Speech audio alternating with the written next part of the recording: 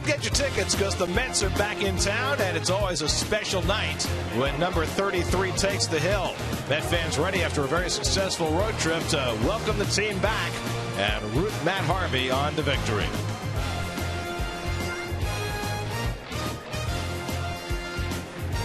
At Citi Field in New York, the New York Mets play the Washington Nationals. Friday Night Baseball is presented by Time Warner Cable. And a pleasant good evening, everybody, and welcome to Citi Field. Gary Cohen, yes, it's Keith Hernandez, and Ron Darling with you tonight as the Mets open a 7-game homestand with the first of 3 against the Washington Nationals. The Mets just concluded a very successful 7-4 road trip, but tonight, a very unique situation for a Major League Baseball team. Their third different time zone in 3 days. You know, if I have to say anything about this team on this road trip, it is resilient. They were just outstanding. Those 7 wins, don't forget, they were walked off 3 times during that trip, but they were able to keep their heads about them on very little sleep and take 7 out of 11. Well, the way they won yesterday was their 35-year-old playing 3 consecutive weeks without a day off. Marlon Byrd had a huge impact late in the game. Well, he's had a great June thus far, hitting .293, 6 home runs. That leads the Mets, and 14 RBIs also leads the Mets. This 2-run shot off Mark Belisle put the crown, the cherry on top for the road trip, and then he made this fine play the following inning in the bottom of the ninth to deny Michael Gadire a leadoff double. So the Mets come home with Byrd again playing right field today. David Wright had a day off yesterday, so maybe he's not going to be quite so tired, but everybody else should be, except for the guy on the hill. Matt Harvey flew ahead of the team to come home, and he has been just spectacular. And sometimes just him rested alone is enough. He was outstanding in Philadelphia. The first hitter up was Jimmy Rollins. He started with a curveball. Rollins stepped out of the box, looked in his dugout. He looked in the Mets dugout. He said, "What's going on here?" But what was going on over 6 innings through the rain and the fog is that Harvey just blew away the Philadelphia Phillies. Well, Harvey leads the league in strikeouts. He leads the league in ERA. He leads the league in opponent's batting average. And he's won his last 2 starts. The team has begun scoring some runs for him. 7-1. He goes for his 8th win tonight as the Mets play the Nationals at Citi Field. All the action coming your way tonight right here on SNY.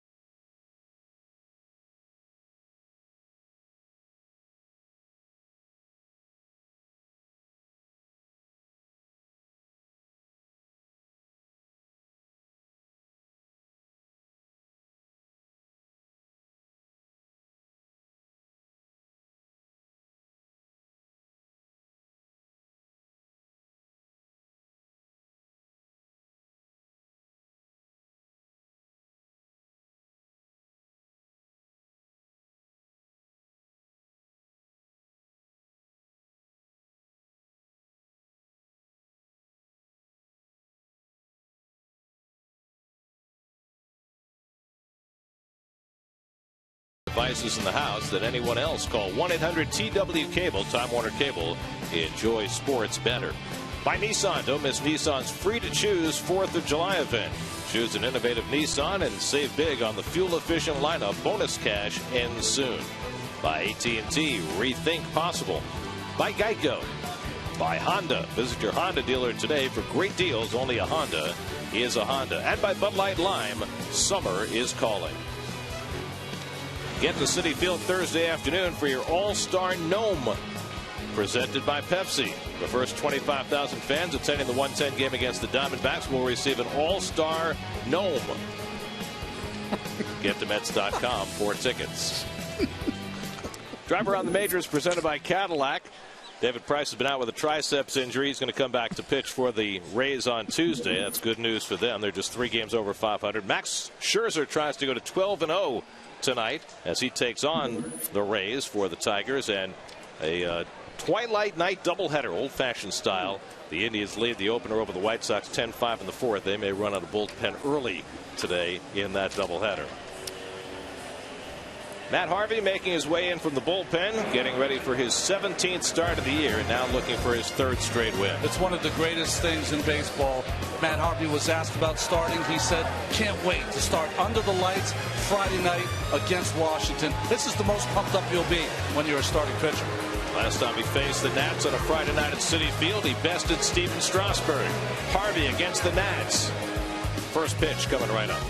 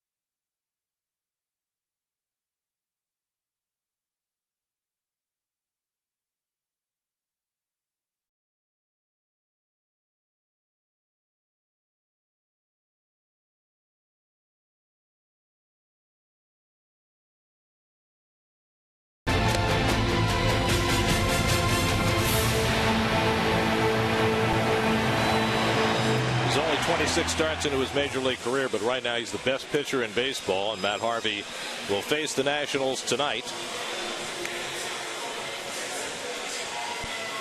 Pitching on regular rest. Remember, he only threw 72 pitches Sunday against the Phillies because of a rain delay that followed his 6 innings of work. Hyundai's starting lineup for the Nationals, who are still without Bryce Harper, is not due to return until Monday. Nationals continue to have trouble scoring runs. They're second to last in the National League in runs scored, despite what looks like a very potent lineup. But Harvey has tamed them once already this year. Just the Jaguar numbers are through the roof. 7-1, 2.05. Look at the hits, the innings pitched. Crazy. 6-to-1 ratio almost for strikeouts to walks. Can go on and on. And the Lexus Metzi defense and David Wright back in the lineup as he missed the game yesterday. Got a good day for David to get a day off. And of course the Mets won that ball game. Satin at first, playing against the left-handers again. Lagares, who I like, out in center field. And of course the new entry that has really sparked this ball club, Eric Young, out in left. First Citi Field game for Eric Young. He hasn't even played here as a visitor, so this is big for him, playing close to home. Denard Span leads off for the Nationals, and Harvey's set to go on a Friday night as the Mets open their homestand. And the first pitch of the night by Harvey is a fastball in for a strike at 98 miles an hour. So that establishes a standard for Harvey, who's been throwing harder in June than he had in the earlier months of the season. As the weather has gotten warmer, his velocity has increased, not just with his fastball, but his other pitches as well. As Span fouls it off, and it's 0-2. Keith, I watched something in Chicago. He went through a workout for an hour, doing almost the equivalent of a basketball suicides out in the outfield with the trainer. It was pretty impressive. Well, then good. He can go 9. Very good. He hasn't even gone 1 yet. Rhythmic clapping starts. We haven't heard that in a long time for a strikeout pitcher in Flushing. And Span takes it just a little maybe high. Doug Eddings was ready to raise the right arm. Well, it's right down the middle of the plate. He called it for a high. Maybe. Right where John Buck wanted it. So Harvey's thrown 3 fastballs to Span. Ahead of the count, 1-2 to the leadoff hitter. And he fouls off the fastball. Still 1-2. Very interesting. Span already doing something that we haven't seen before, taking his time, stepping out on Harvey, trying to slow that train down. You never want to let a pitcher dictate when he wants to throw. You have a right to step out.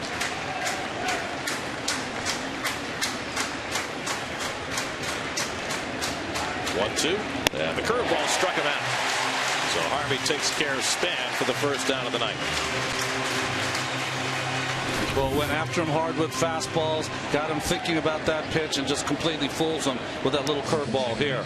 And that's a hard velocity right there from that pitch. A backdoor on the left-hand hitter. Been noticing that Harvey's been throwing more of that curveball. There's the release. So 1 out and nobody on. Now Anthony Rendon, the 23-year-old who has taken over as the second baseman for the Nats, and he has been hitting, batting .337. He may not lose the job. Espinoza has been on the DL. He comes back. He's going to have to. Well, he's down. Excuse me. Curveball in for a strike, and it's 1-1. But this young man right here, the way he's hitting. Ryan Zimmerman waits on deck. 1-1 to Rendon. And it's off the slate, a slider. 2-1. Think about this Washington team. Their lineup when Harper gets back, it's just a team full of #1 picks. That's what it is. Well, Span was a #1 pick for Minnesota. Rendon a #1 pick 2 years ago by the Nats. And the curveball in for a strike. He's got a good one early in this game. 2-2. Ronnie, the last two starts for Harvey, he's just seemed to me now to get his breaking ball early in the first inning. But before he might feel for it, he's come out of the chute. Moves Rendon back, full count. Harvey, the #7 pick in the draft in 2010. Rendon, the #6 pick in the draft in 2011. 3-2. Got him. Slider by Harvey to strike out Rendon. 2 up and 2 down. Interesting on a 3-2 pitch. Almost like he took a little off that slider to make sure he threw it for a strike. And way ahead of it was Rendon. A couple overmatches right there early. So Harvey establishing a beachhead, 2 out and nobody on. And now Ryan Zimmerman. Zimmerman continues to have problems with his surgically repaired shoulder. Took a day off on Tuesday because it was bothering him. It has not really affected his hitting, but the throwing continues to be a big issue. Zimmerman stands way off the plate, but the way you get him out, because he's a diver, is you have to get him out inside.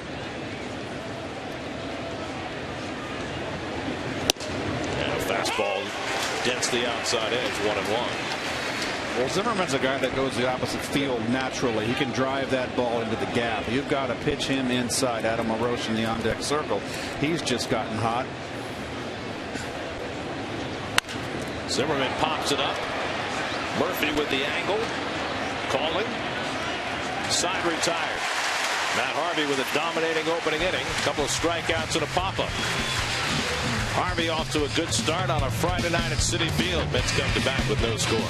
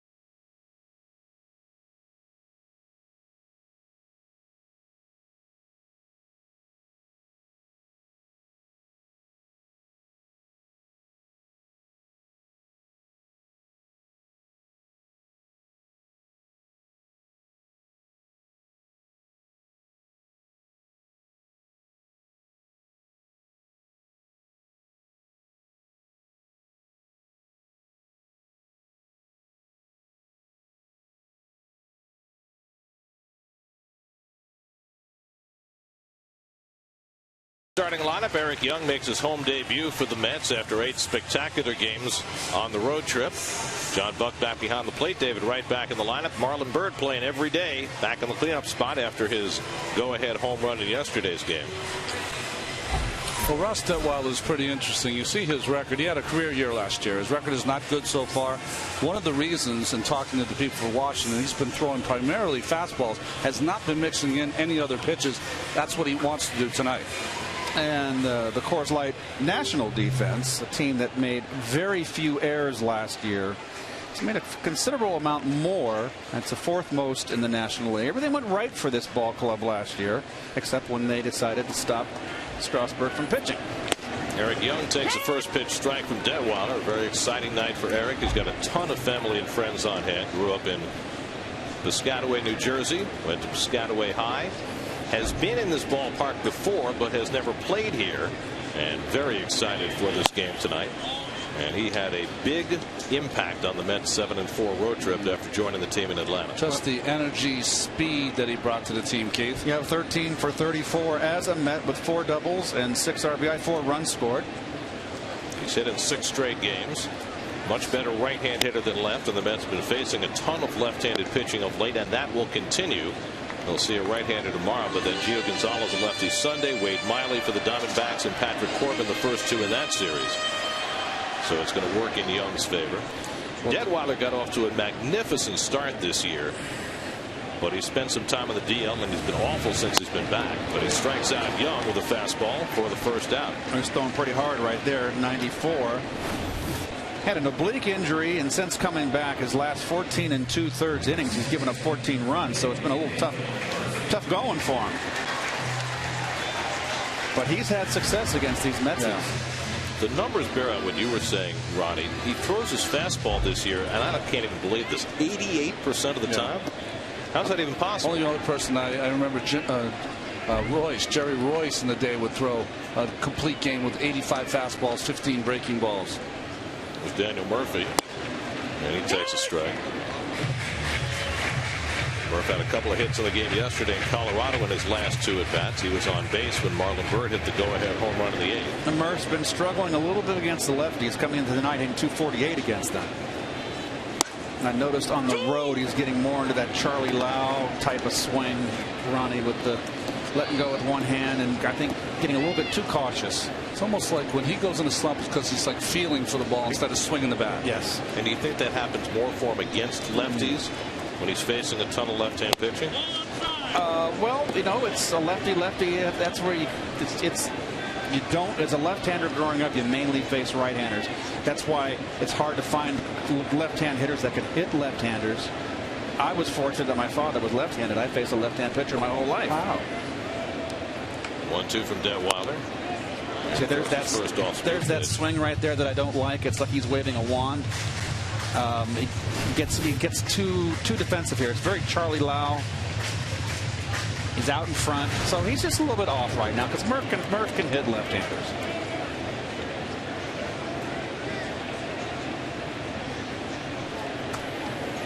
One out and nobody on. David Wright waiting on deck.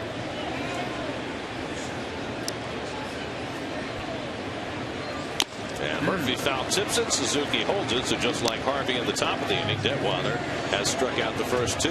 Wow. Your umpiring crew tonight: Doug Eddings calling the balls and strikes. Dan DeMuth is the crew chief. He's at first. Angel Hernandez at second, and Paul Nart is the umpire at third. Got the sports classes going. Yeah. You just would not in the day as an umpire wear glasses because you'd get hooted on by both dugouts. Thank goodness those days have passed. In San Diego, when the chicken used to bring out the eye chart. That's right. You know, Ronnie, I know you commiserate as someone who's worn glasses from the time you were a little kid. Yeah. You know, you can't be getting on the near side. No, you can't. You can't. That's why I went to the. Lenses at 9 years old. David Wright, after a full day off yesterday, takes it high, and it's 2-0. It was the first game this year that David had sat the entire game. He had one other game he didn't start, but he pinch hit in that game.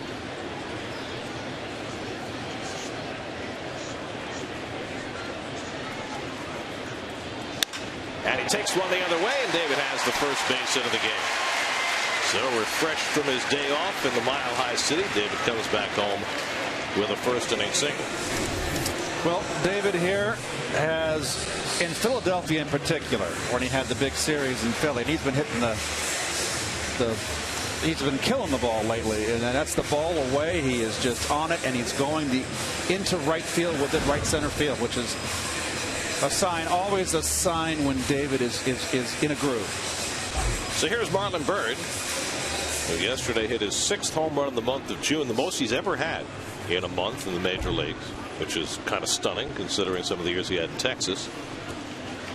It was also the first time in Bird's career he had ever hit a late inning home run that took his team from behind and put him ahead. First time he'd ever done that after the 6th inning. I found that hard to believe when you have such a long career like he's had. Well, he has had a rejuvenation this season at age 35 after a lost year last year.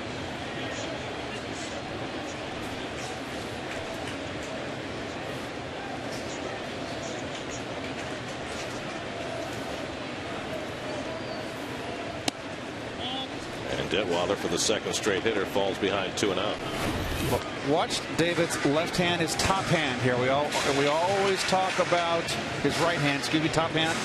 David's top hand coming over, and that is just waiting right at the last minute. When you hit a pitch up at the plate, that ball away, that's when you drive that outside pitch. You just don't hit a flare. You hit a bullet.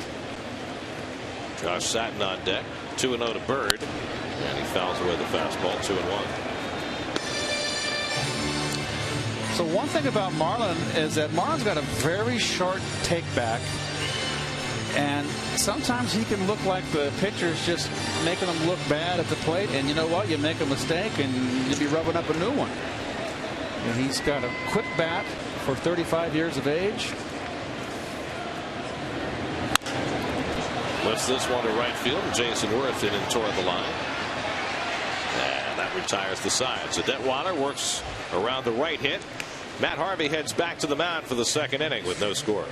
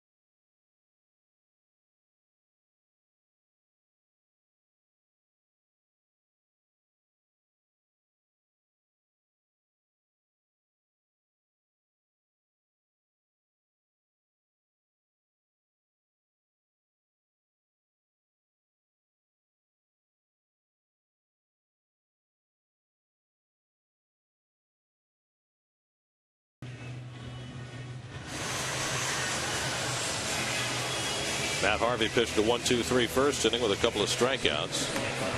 Adam LaRoche will be his first assignment in the second. It's been interesting looking at Harvey's numbers lately, Ronnie, because lately he's been working the bottom of the strike zone more, getting more ground ball outs. Well, he's one of the few young pitchers I've seen that he seems to get as much delight out of striking out the side as he does having a 6 or 7 pitch inning. That game in Philadelphia when the Mets took a big lead, he went out there and had a 6 or 7 pitch inning. That was crucial. Adam LaRoche having a good year. 11 home runs, 35 driven in. He'd had a slow April. He caught fire on May 2nd, hitting .327 since May 2nd. Signed a big contract extension. Last year won the Silver Slugger and the Gold Glove for National League first baseman. And Harvey drops the curveball in for a strike, 1-1. He is one of those players that's under the radar screen. You kind of don't notice him. He is a very, very good ball player. As the changeup by Harvey to get ahead on LaRoche. You know, we've said it all along about Ike Davis. If he can be Adam LaRoche, he will have had a terrific career. And that's where the Mets would love to see him. Well, initially, you thought Ike Davis was going to be better than LaRoche. He'll take that now. That's possible, too. Yep. Harvey already has 2 strikeouts tonight. And he has been the master of the up and in early in this game. Excellent. Move those batters off. And remember, today's game, not too many guys throw up and in, and the hitters aren't used to it. You saw LaRoche leap out of the way there. Struck him out with a curveball. Third strikeout for Harvey. 4 batters into the game. All the strikeouts now on breaking pitches from Harvey. Fastball up and in, curveball down and away. Don't forget now, and Harvey's smart about this, he's starting to face teams for the second and third time. They can see the nice breaking ball in that super slow-mo, how it comes out of his hand and starts that rotation. So he's starting to let them know there might be a little change the second or third time around. He faced the Nats last September, lost a 2-0 decision. Faced him back here in April when he faced off with Strasburg and had a great night, allowed just 1 run and 4 hits in 7 innings and a 7-1 win. Jason Worth takes a strike. Just look at him throwing, and you just see in just this one season the confidence building. There's no extra effort on his throw, Ronnie, on his throws. Even when he humps up and gets something extra on the fastball, he doesn't rush his motion. There's no Boris Becker grunting and groaning either. Just nice and free and easy. He has become an ace in very short order. Curveball for a strike, and there's only one other pitcher that I can remember, and Doc Gooden aside, because he was different, he was younger, he was more of a phenomenon. The only other guy I ever remember making the leap from rookie pitcher to ace like that was Seaver. And he reminds me so much of Tom because he can throw anything at any time. He's got that fire in his eye the same way. Strikes out Worth. 4 strikeouts for Harvey. And he's retired the first 5. And he is on his game early. No, all these hitters right down the pipe, wasn't even inside. Got the perfect body for a pitcher. You know, if you're 6'6" or taller, you have a lot more moving parts. He's 6'4", he's thick, he's compact, and his mechanics are also. I tell you what, that catcher's glove, that's going to break in real quick. 2 out and nobody on. Who's Ian Desmond, who's been red hot. And he loops one into shallow left, and there's Eric Young. Side retired. 6 up, 6 down for Harvey with 4 strikeouts in the first 2 innings. Mets come up in the bottom of the second with no score.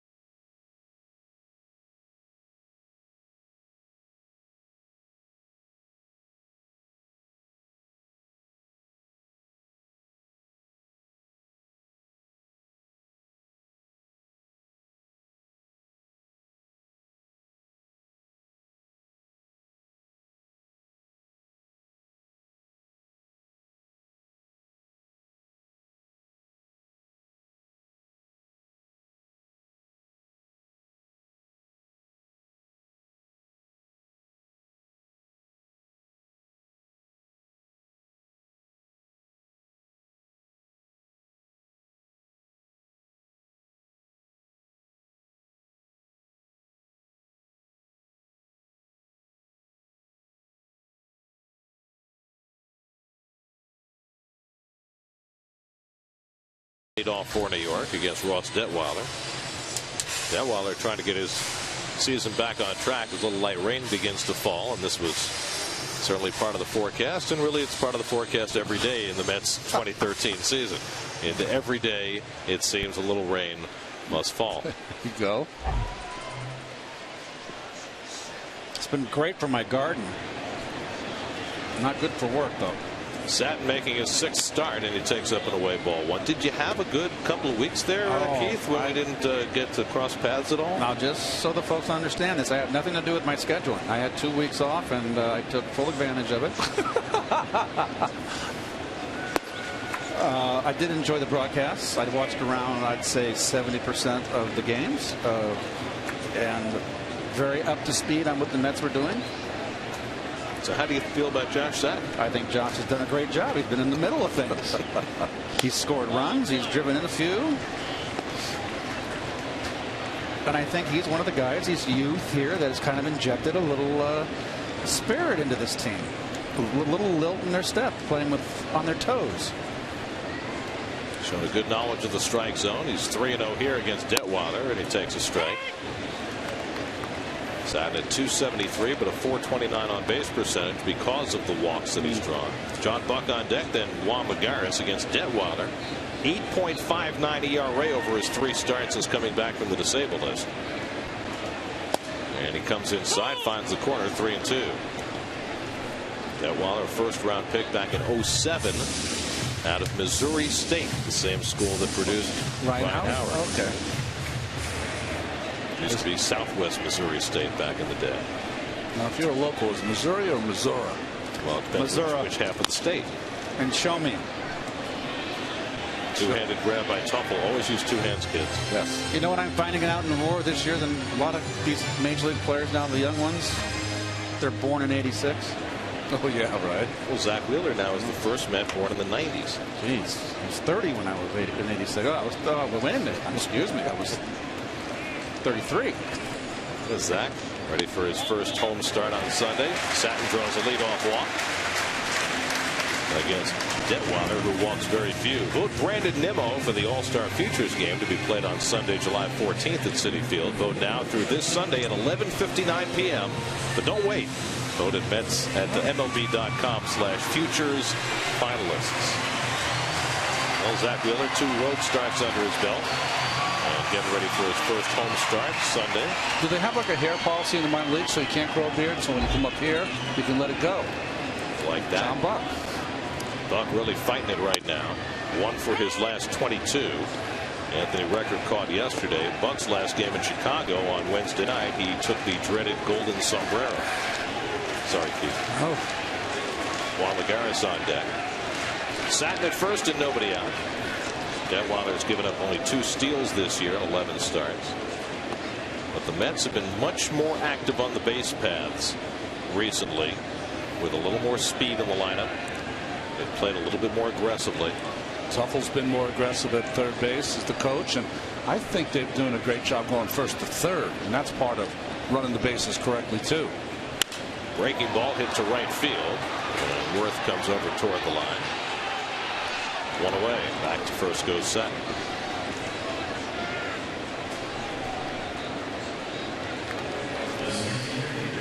So 1 out and 1 on. Now Juan Magaris. Magaris playing every day in center field these days. He's already established himself as a plus defender, now trying to gain a foothold at the plate. I think this might be a good matchup for Lagares because Detweiler throws a lot of strikes. Not a lot of pitches out of the strike zone or in the dirt. Now he's got his average up to 229. It's been a long climb for him. Very difficult for a young player to come up and not play. And I think now that he's getting a chance to play, this kid he's not going to hurt you in the field. He's going to help you in the field. See what he can do. Well, his early at bats, he was so anxious at the plate, just going up there swinging at whatever he saw. He's become a little bit more disciplined as he's gotten more at bats.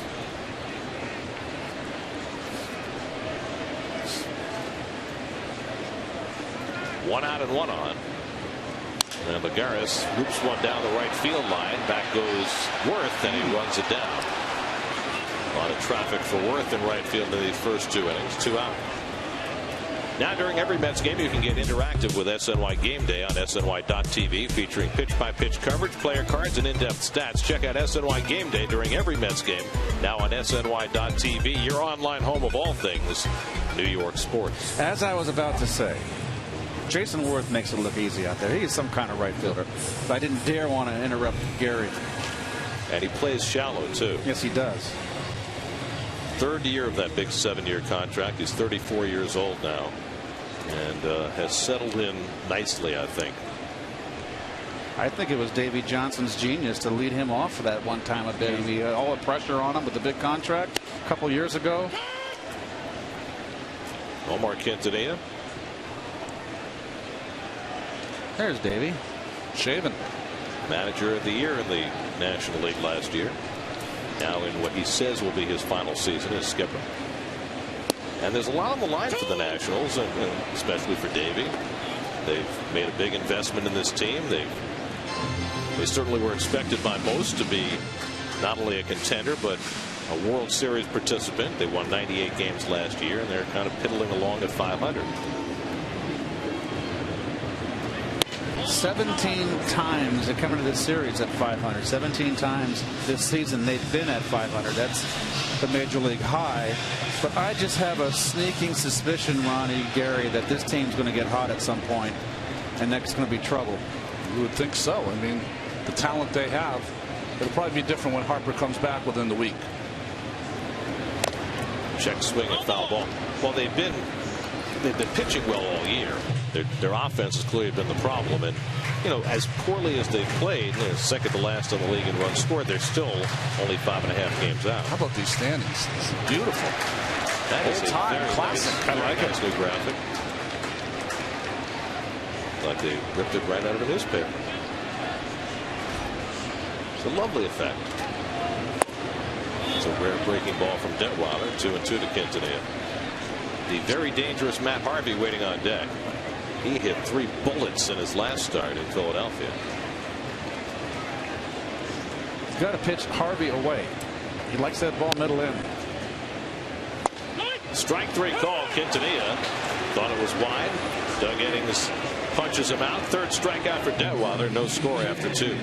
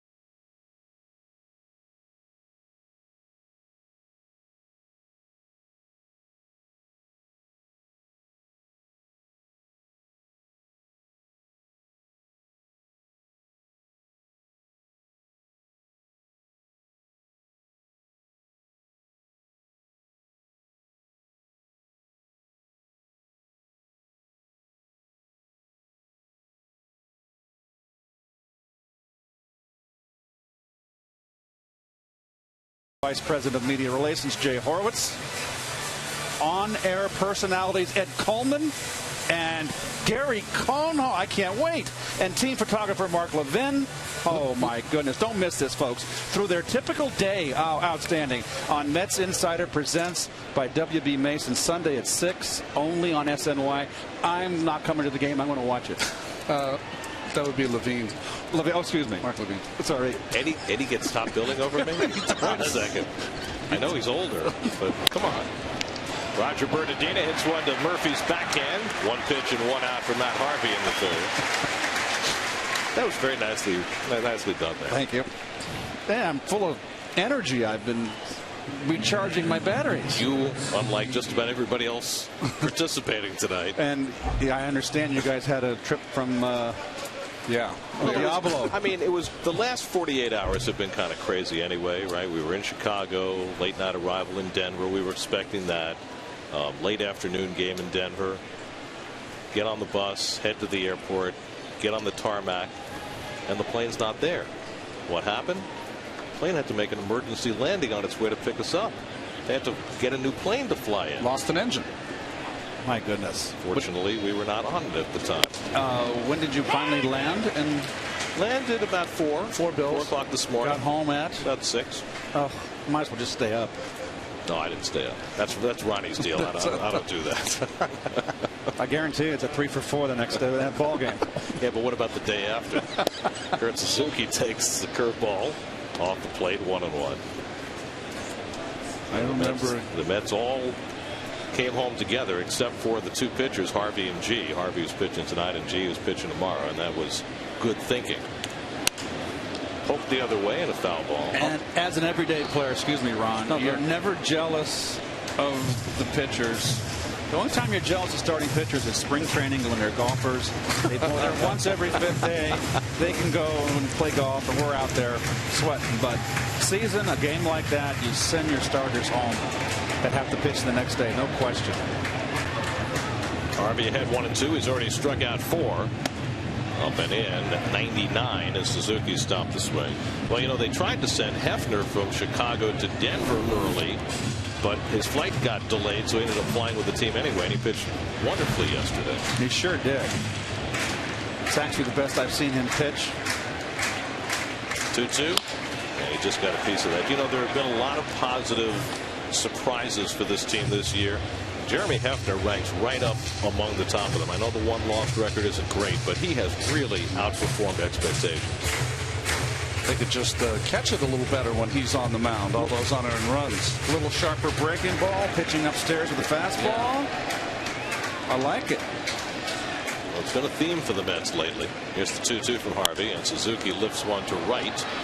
Bird near the sidewall, and he could not quite get it. But he's made some nice plays against that sidewall this year, but this one he couldn't quite get there. I think maybe down the line there might have been a little interference with Marlin. Good effort.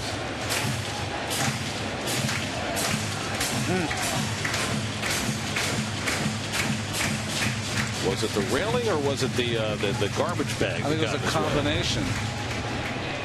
It's really raining now. Yeah, it's raining a little bit. It's coming from the southwest. Gary, just so you know, I know you're aware of it. Thank you, Keith. Talking about playing a little sleep. I don't know if, Keith, you remember this. When you were at the Dag Hammarskjöld building at the 33D Club, you had a little get-together, and the next day you went 5 for 5 against the Atlanta Braves here. With around Shea. With maybe 3.5 hours rest. That was outstanding.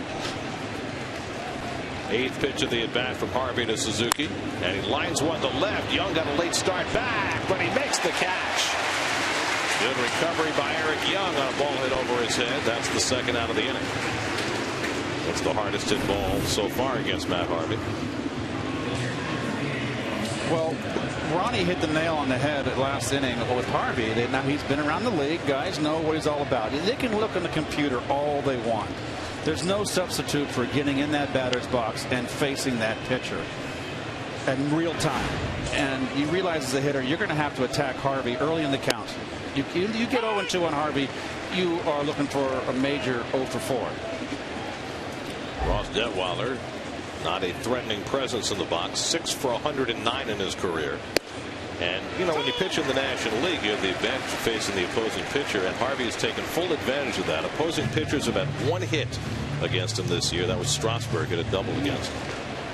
They're 1 for 27.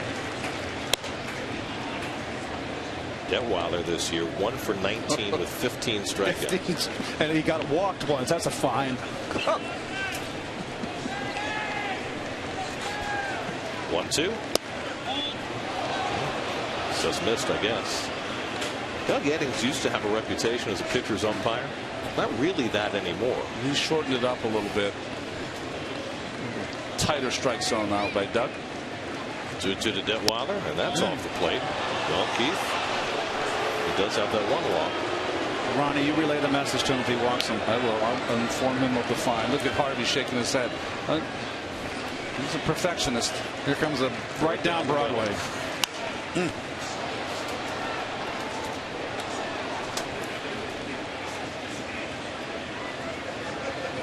That had rain shorten his start in Philadelphia last time out. Had to come out of the game after 6 innings and 72 pitches after a 20-minute rain delay. And pitching in the rain right now. 3-2. Detweiler able to extend the at bat and make Harvey work a little harder. He's getting a little perturbed about it. Well, Harvey's probably angry at himself that he got in this position with he had him ahead in the count and didn't put him away.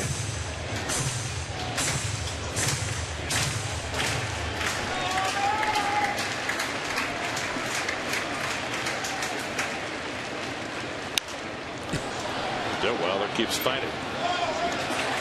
So I had a tweet of the game. This is from Bryce Harper, who's down on rehab. The electric fastball from Harvey. It looks so easy. 95 to 100. He's trying to set him up so Harvey will throw him a fastball next time he faces him. Exactly right. I don't get it. The tweeting. 9th pitch of the at bat to the opposing pitcher, and he finally, well, no, that's got a piece of it. So Detweiler proves to be far more difficult to dispose of than you would have expected. Probably the longest at bat he's ever had. Both Suzuki now and Detweiler have pushed the pitch count up.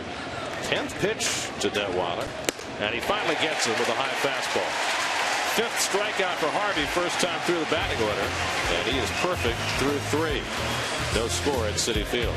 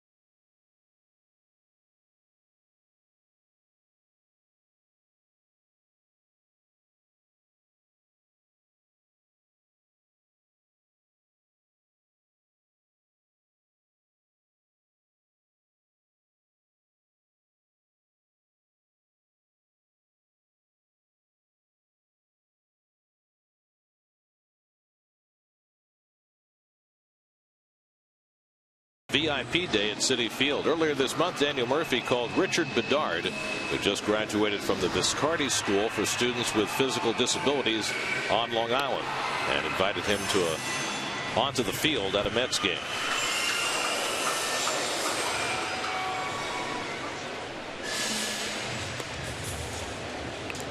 We go to the bottom of the 3rd inning in the rain at Citi Field.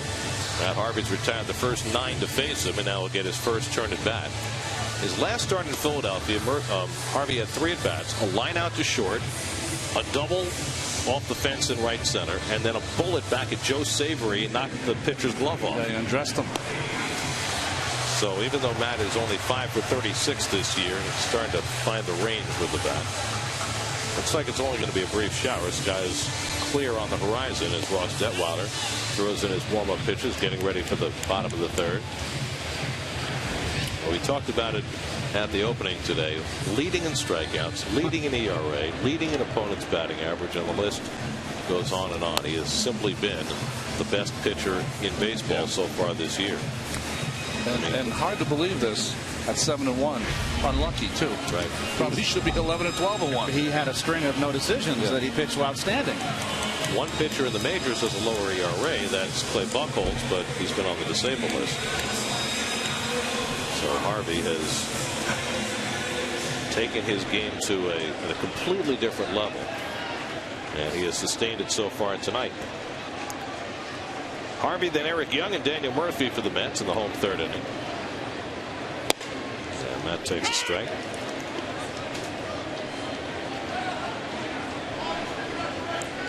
All the way to the 3rd base part of that rubber is Detweiler. You see that a lot more at today's pitchers, pitching on the extreme edge of the rubber there on the 3rd base side.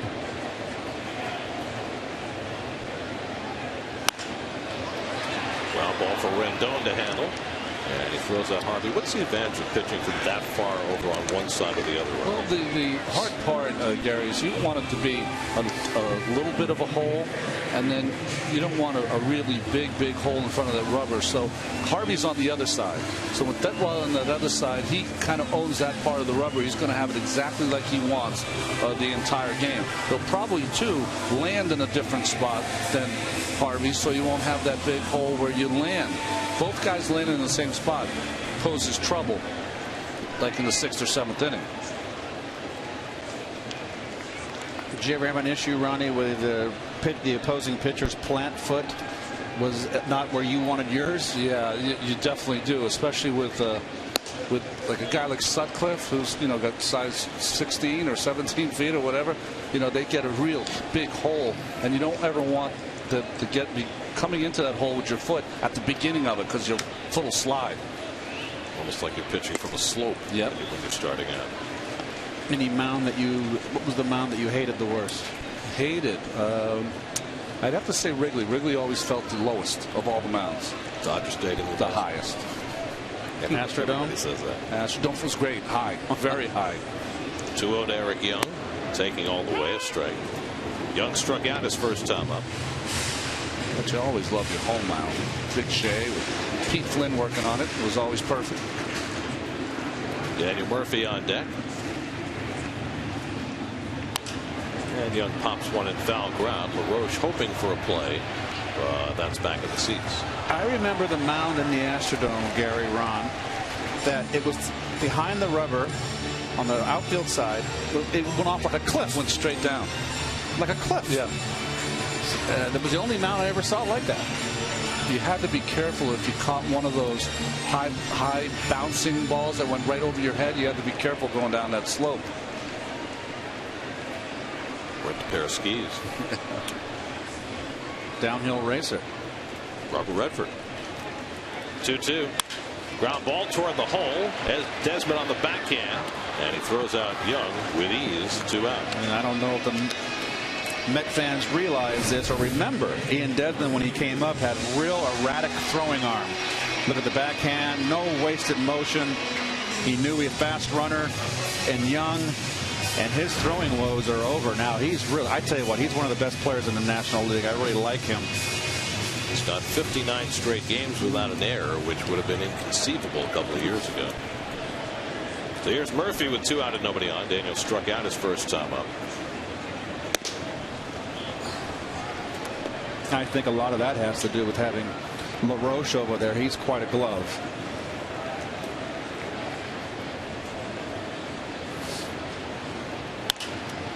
It doesn't hurt to have Davey as manager, too. Davey could pick it in his day.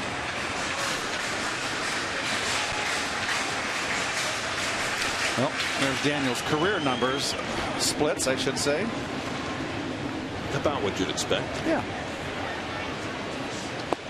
Curveball from Detweiler, and he was judged to have gone around 1-2. Home plate umpire Eddings called that. Big rain. You didn't have to call it City Field anymore. It's going to be City Lake every day. It's on Flushing Bay. That was a great shot at Detweiler. It looks like a big giant sequoia up there. Jeez. Well, he's very tall, very thin. And the one thing that is deceiving about his motion, you see the kids with the bags, is that he throws extremely across his body. So that's the way he hides the baseball.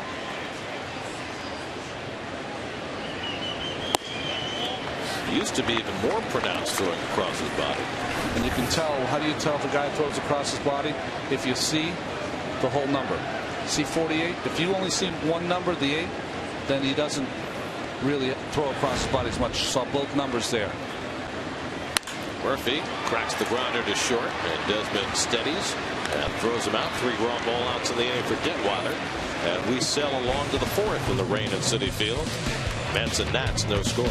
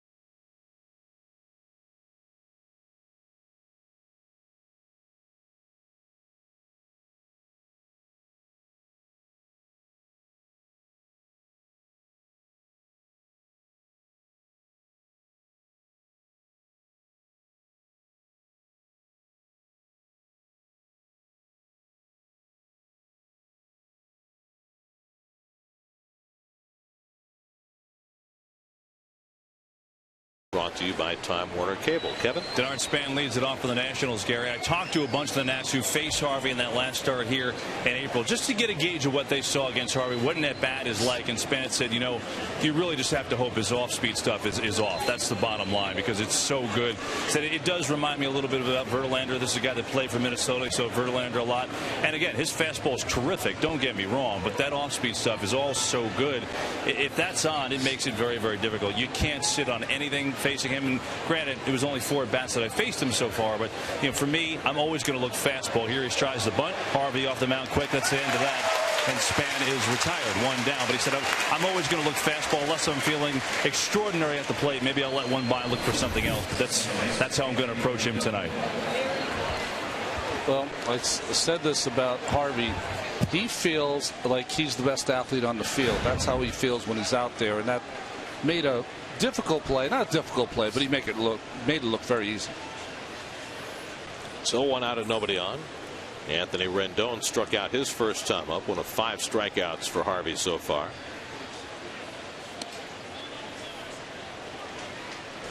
Well, Harvey did it perfectly here. You want to step as close as you can to the ball, bare-hand it, just look it into your hand, and once you do, crow hop it and fire a strike.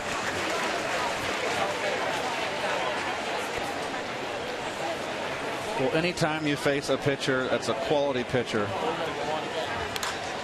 Line to right. Bird coming on. Diving to make the catch. The closest thing to a hit so far for the Nationals, and Marlon Byrd robs Anthony Rendon 2 out. Well, Marlon continues to shine both offensively and defensively here, making a nice play. Played shallow. Rendon only 1 home run in his first. This is his 28th game in the big leagues this year. Marlon makes the nice play.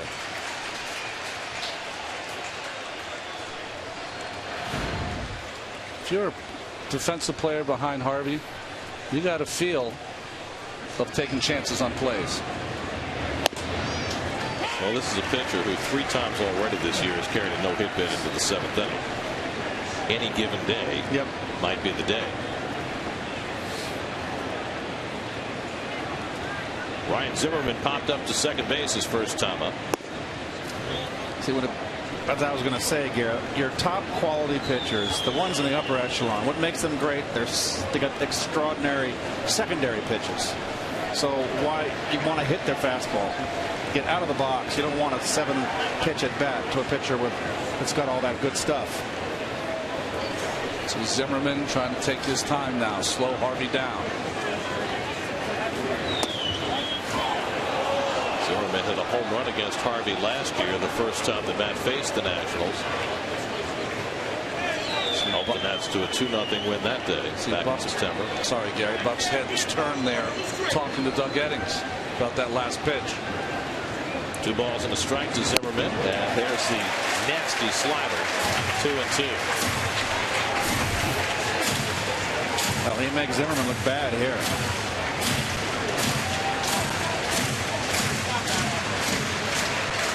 The good ones can do it to you. 2-2. This is high. Full count. Guys, you want to talk about energy within the team? But Troy Hawkins told me today, next year, if I decide not to pitch, I will come to the park to watch Harvey pitch. Bet on that. His 4th full count. With 2 out and nobody on. And Zimmerman takes strike 3 call. Throwing a 3-2 changeup. 6th strikeout for Harvey. 12 up and 12 down to start Matt's night. See that changeup grip. It works.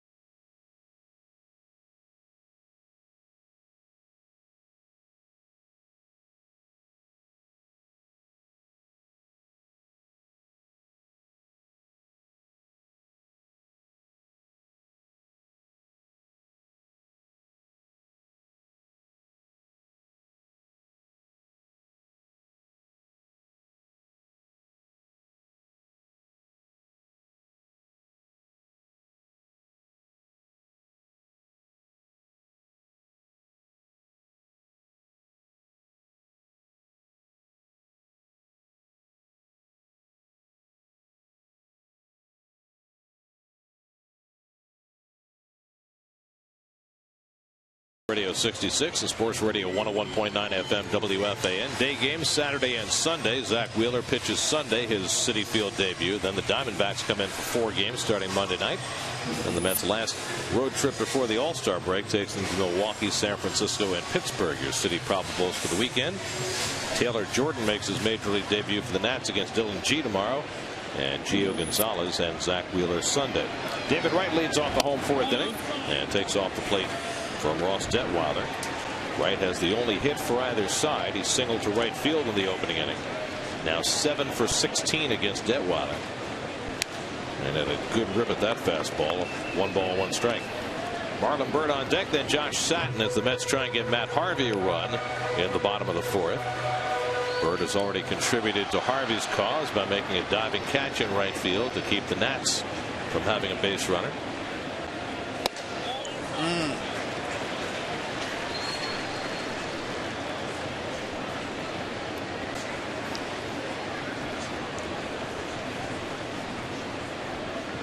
2-1 to right. And David rips one off the glove of Zimmerman and down the line. Chased by Bernardina, and Wright will cruise into second base with a leadoff double. What a difference a day off makes. David is 2 for 2. His 16th double of the year. Continues his red hot streak. Change up, got it inside instead of away. Just out of the reach. I don't know why Zimmerman wouldn't be playing deeper there. David Wright is not going to be one to put a drag bunt down. Well, the other thing is, after watching in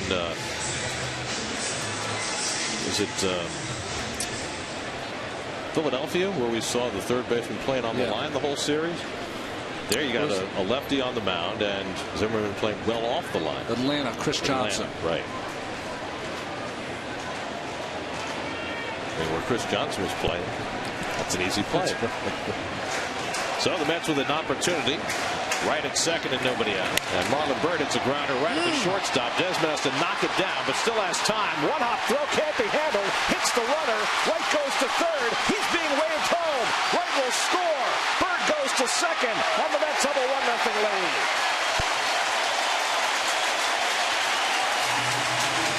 Ian Desmond had not made an error in 59 games, but he couldn't handle the ground ball cleanly, and then LaRoche could not handle his throw at first base, and the Mets get a run out of it. Well, a lot of this is all about Marlins hustling down the line here. This was a bullet that Desmond does everything right. The ball came up, he blocks it with his body, but Byrd hustling. There's the bad hop. Had to rush the throw, and the Mets catch a break here. That should have been a pick by LaRoche. Wright has to get back to the bag, but stays in the hunt, watches the ball. So good for all the way around for the Mets here. It's an error all the way on Desmond, which snaps his 59-game errorless streak. But I agree with you, Keith. That's a play that LaRoche makes 99 times out of 100. Well, what's interesting about that is that Byrd made like Chicharito down the line. That ball was on his thigh, his foot, and he kept kicking it out into right field. It's not a bad thing, unless they say he did it on purpose. So the Mets have a run in, a runner in scoring position for Satin, and there's a good changeup by Detweiler. 1-1. I tell you what, the way Harvey looked. It's a long hop. That's an easy pick. Those are the easiest picks, that and the very short hop. And he just missed it. He'll make that play 99 out of 100 times. He's a Gold Glove first baseman. I don't think I've ever seen him miss one like that. Well, the Mets take advantage of it. And because Byrd kicked it, it rolled into no man's land so far that Wright, who had gone back to second base, was able to score. Yeah. David kept his head in the game. And that gave him the ability to score. And there's the ball off Byrd. Where your cut, kids. It was strike 2 and 2.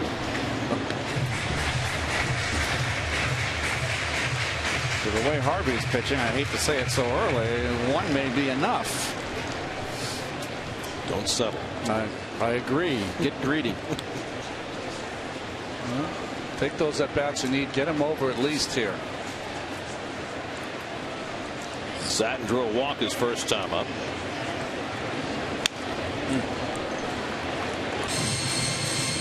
Detweiler is not a big strikeout pitcher. He struck out 3 in the first 2 innings, but he's averaging just 4.8 strikeouts per 9 innings this year.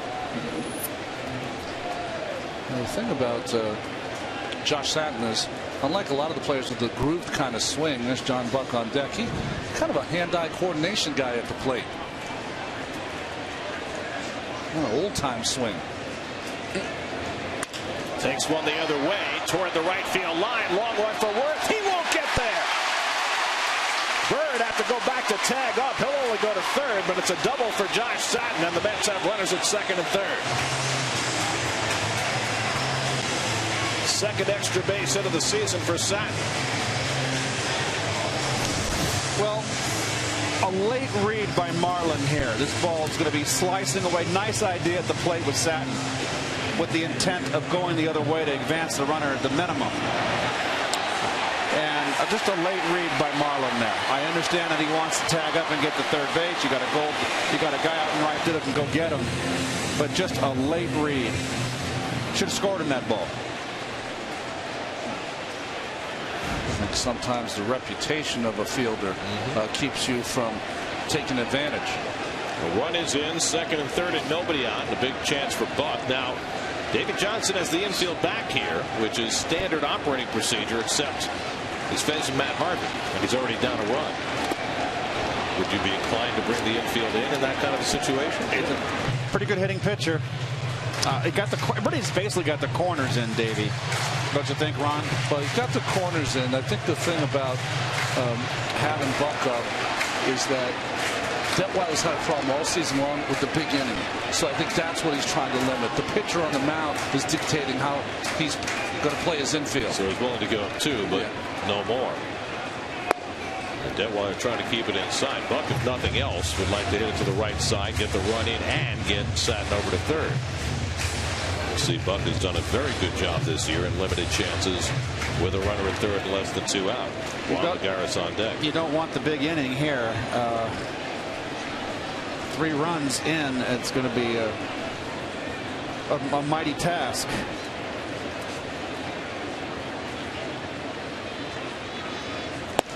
And again, Detweiler runs it in. 2-1. Well, it has been a slog for John Buck after a miraculous month of April. Right now, he's in a 1 for 23 skid.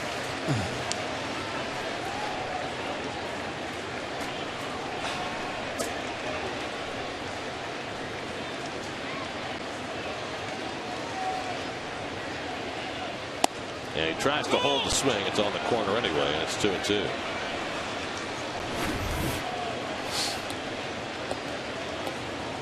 No, he swung too. But it only counts as 1 strike. It's probably good that he didn't swing the ball on that pitch, because he wasn't going to hit that anywhere but on the ground. Well, Buck's got to put it in play here. He's been striking out a lot lately. Second and third and nobody out. The infield playing back. And he goes down on the pitch in the dirt. Suzuki checks the runner and completes the putout. A disappointing at bat for Buck. The 4th strikeout for Detweiler. And Buck's woes continue. Just a breaking pitch. Bounces right before the plate. So nice play by Suzuki to get that high on his chest protector and keep it in front of him. So now Lagares. They're going to walk him intentionally and pitch to left-hand batter Quintanilla with the bases loaded. So Lagares, a 229 hitter, getting some respect here. As we said, Detweiler, despite the fact that he's now struck out 4, is not a strikeout pitcher. And for Lagares, this is going to break a long walkless streak. He's gone over 100 at bats without a walk. Well, this is the play there, because you're going to load the bases. Detweiler throws strikes. He doesn't walk a lot of people. And you've got the lefty with Quintanilla up, and then the pitcher Harvey next. It's a managerial move here that you can't second guess if he pitches to him or he does walk him. You know, you can understand both sides of the coin here. But you got to have a pitcher who does not walk people too. Right. And Detweiler, who's walked 2 now tonight, including the intentional walk, just 1.6 walks per 9 innings this year. And Quintanilla is going to be a tough guy to double up. So a big spot in this game. The Mets have taken a 1-0 lead at the bottom of the fourth. Matt Harvey sitting in the dugout, hasn't a lot of base runner yet. And now the Mets with a chance to increase their lead. Quintanilla went down looking his first time up. One of 4 strikeouts for Detweiler. And Quintanilla, who's had a lot of hot and cold spells in his month as a starter, is 0 for his last 14. He had an 0 for 22. He got hot again. Now he's cooled down a little the last 4 or 5 days. He's been playing every day, inning after inning. Most of the pitches he's going to face from Detweiler, 80% will be middle of the plate away. So he should be trying to shoot it that way if he can.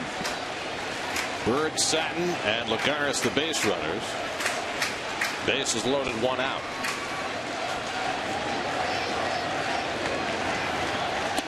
Up and in to Quintanilla, ball 1.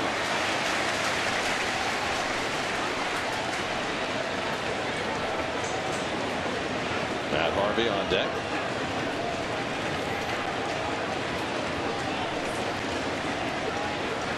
Two doubles, an error, and a walk in this inning. Little flare to the shortstop, and that is the second out. They did call the infield fly rule, even though that ball was not hit high in the air. So now 2 out. It's left to Matt Harvey. So the Mets so far have made the least out of the most in this inning. Harvey trying to change that. He grounded out to the second baseman his first time up.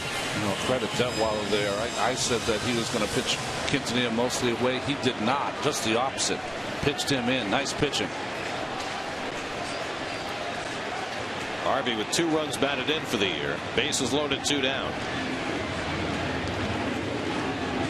And Matt watches outside, ball 1. Big double in Philadelphia. Where was it? It was to right center. You know, see where Worth's playing right here, Keith? Too shallow. Agreed. He's playing like a normal pitcher, and Matt is not a normal hitting pitcher. 1-1. Tell you what, if Detweiler pitches his way out of this jam, he's done a heck of a job. Talk about stopping the bleeding. That's had a run in, second and third, and nobody out. He struck out Buck, and after the intentional walk, got the little flare by Quintanilla.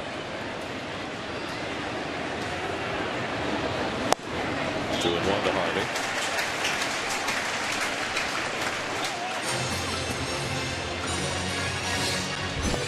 Better than your average bear. Or Tar Heel.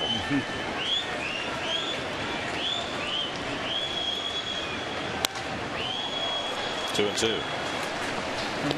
Harvey's stance puts him in such a way that the ball away is going to give him trouble. He's off the plate a good couple of feet, so he's not going to reach that ball when it's perfectly placed on the outside part. And you can see how his body kind of wants to lean towards the third base dugout. So he's definitely a middle in hitter, which means he's going to hit some home runs.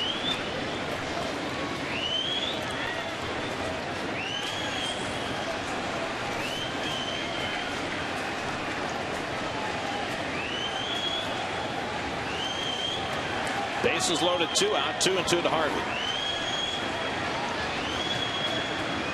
And Matt bounces it right back to Detweiler. And so Detweiler, with a run against his record, able to work out of a huge jam after that. Mets at second and third and nobody out. And they do not score further. They do get one, though. David Wright with a double off Ryan Zimmerman's glove.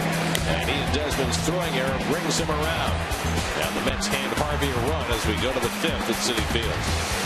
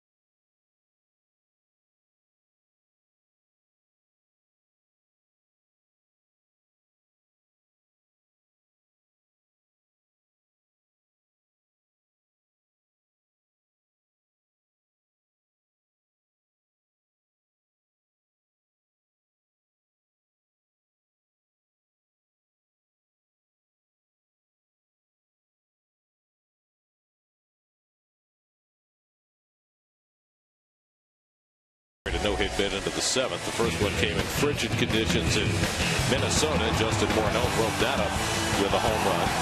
Then here at Citi Field, Alex Rios with a grounder in the hole and just barely beating the plate at first for an infield hit, and an even more dinky infield hit broke up his no-hit bid in Atlanta. That on play.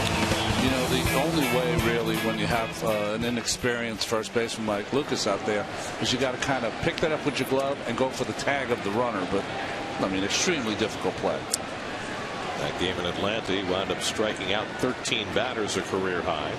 Followed it up with the 2-hit, no-run, 6-inning performance in Philly, and now 4 perfect innings today. Adam LaRoche takes a fastball for a strike. Is that a little two-seamer by Harvey? Yeah, he's thrown a couple of two-seamers already. Left-handers. He's starting them with that a runner away. LaRoche struck out his first time. Slider at his feet, and it's 1-1. It'll be LaRoche, then Jason Worth, and Ian Desmond for the Nationals in the 5th.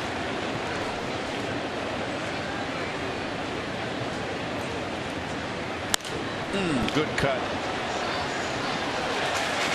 Well, he's only made 26 starts in his major league career, and already 3 times Matt Harvey has carried a no-hitter through 6. The only guy to do it more in Mets history, Tom Seaver, did it 5 times. I mean, that's stunning. Whereas Seaver took 3 of them into the 9th. Here's the 1-2. Bounces in the dirt. 2-2. Oh, LaRoche had the one pitch to hit right there, Gary, that second strike that he fell back. Fastball down and away. Good spot for Harvey, but a pitch for LaRoche to handle, and he fouled it back, and maybe the only one he sees.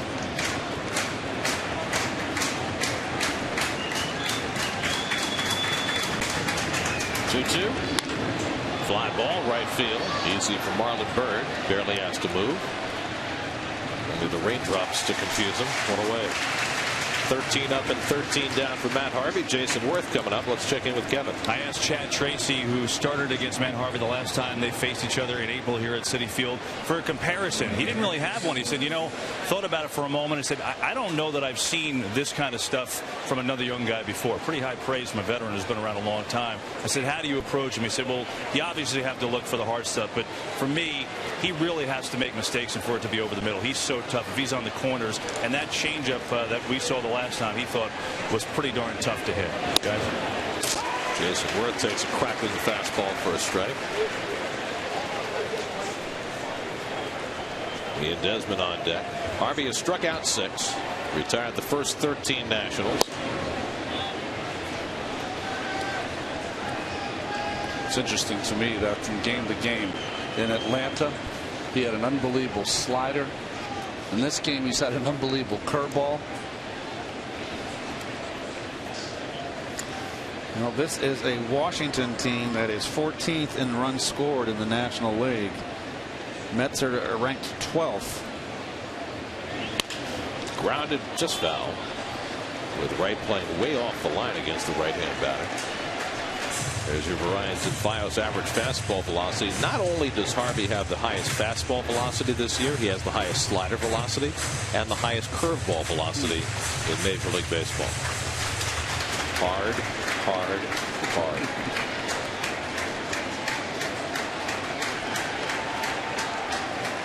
1-2 to Worth. He struck him out. 7 strikeouts for Matt Harvey. 2 out of the 5th. It's that hard slider we saw him throw and use early and often against the Philadelphia Phillies. Extremely difficult against a right-handed hitter, and you can see the release. Almost thrown like you would throw a football. That stiff wrist, and you don't really turn that ball over. So 2 out and nobody on. Now Ian Desmond, who flied to left his first time up. And he takes a half swing at the curveball. 0-1. And that's what I think Harvey's going to find out too, Gary. Ron, with that big, hard, sharp curveball, he can throw it in the dirt. It's a tough pitch for hitters to lay off. High fly ball deep left field. Young goes back, looks up at the wall, and it's out of here. Wow. Ian Desmond, who's been in a home run hitting tear, hits his 14th of the year to break up the no-hit bid and tie up the ball game. Well, it's an interesting choice of pitches here for Buck and Matt Harvey. They decided to go with the breaking ball inside, the one thrown right at his hip that's supposed to break over the inside corner. It broke down the middle. See, sitting inside, that breaking ball, middle of the plate in. I don't like that breaking ball. It's too many. You make a mistake. It's too easy to make a mistake over the middle. Desmond goes down and gets it. That's his 14th home run of the year. That leads this National Ball Club in home runs. Well, 10 of Desmond's home runs have given the Nationals the lead this year. This one ties up the game. And for Matt Harvey, he had gone 177 at bat since he gave up a home run to Joey Votto on May the 22nd. Only the 5th home run he's allowed this season. Well, see, my point about the breaking ball in, Ron, is that when you throw as hard as Harvey, and if you're establishing inside, and there's right there sitting on a tee for Desmond, you still got to hit it. But if you're throwing so hard and pitching inside, then that breaking ball away is your equalizer. Yeah, that speeds your bat up right there. Yep. Bernardino grounded out to Murphy his first time. And the fastball away, 2-1. I guess Desmond made up for the error. That's right. Redeemer. Well, now the Mets not adding to that 1-0 lead in the last half inning looms large. There's a curveball. Did he swing? And he said they stopped it in time. Paul Nart the call. That is that curve. And you can see the reaction of the hitters. They're doing all they can to check their swings. And that just means that's just a vicious curve. 3-1. Fly ball, shallow right center. Who's going to get it? Lagares streaking in and gets there easily. Side retired. Well, Matt Harvey retired the first 14 hitters tonight, but that all disappears when Ian Desmond, who's been red hot, slams one out at Citi Field. 14th home run for Desmond, ties the game at 1 halfway through.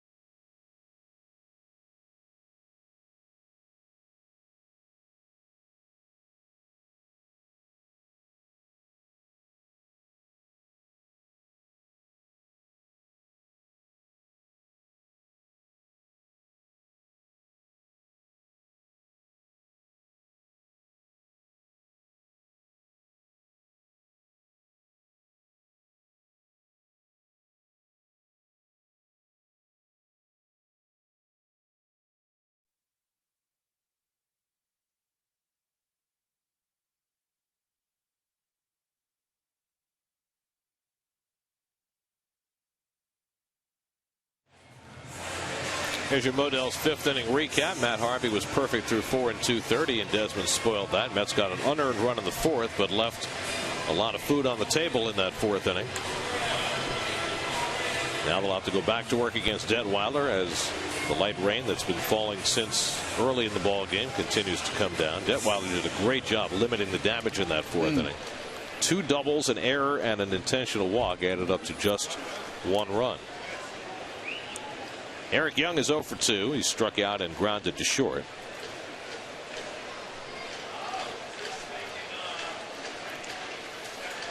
Doc Harvey might have gone downstairs to change his shirt on a rainy night. See, most of the time when a pitcher comes and sits on the bench now, the bench is uncomfortable. So you have to sit on the top and then your feet resting where you should be sitting. That's the most comfortable part of the bench. There were some old time dugouts where you did that, sit on the top like that, you could get hurt. Yeah, right. The ceiling would be so low, like Tiger Stadium and Wrigley Field. Now, the other thing that the reason you want to sit up there is if you've ever been in a dugout, by about this inning, it is so nasty with gum wrappers and sunflower seeds, tobacco. So you don't want your feet in that. No, look at it. It's nasty. Oh. Tobacco used to drive me crazy. I never was a chewer, you know that. Fortunately, not as many players use tobacco products as used to, but there are still some. 1-2 to Young, leading off the home fifth, and the curveball hit toward the hole, a base hit.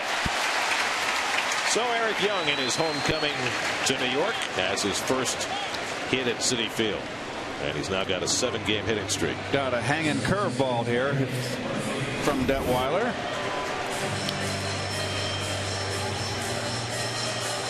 Continues to spark this ball club. You can see the spinner right here. That's a helicopter.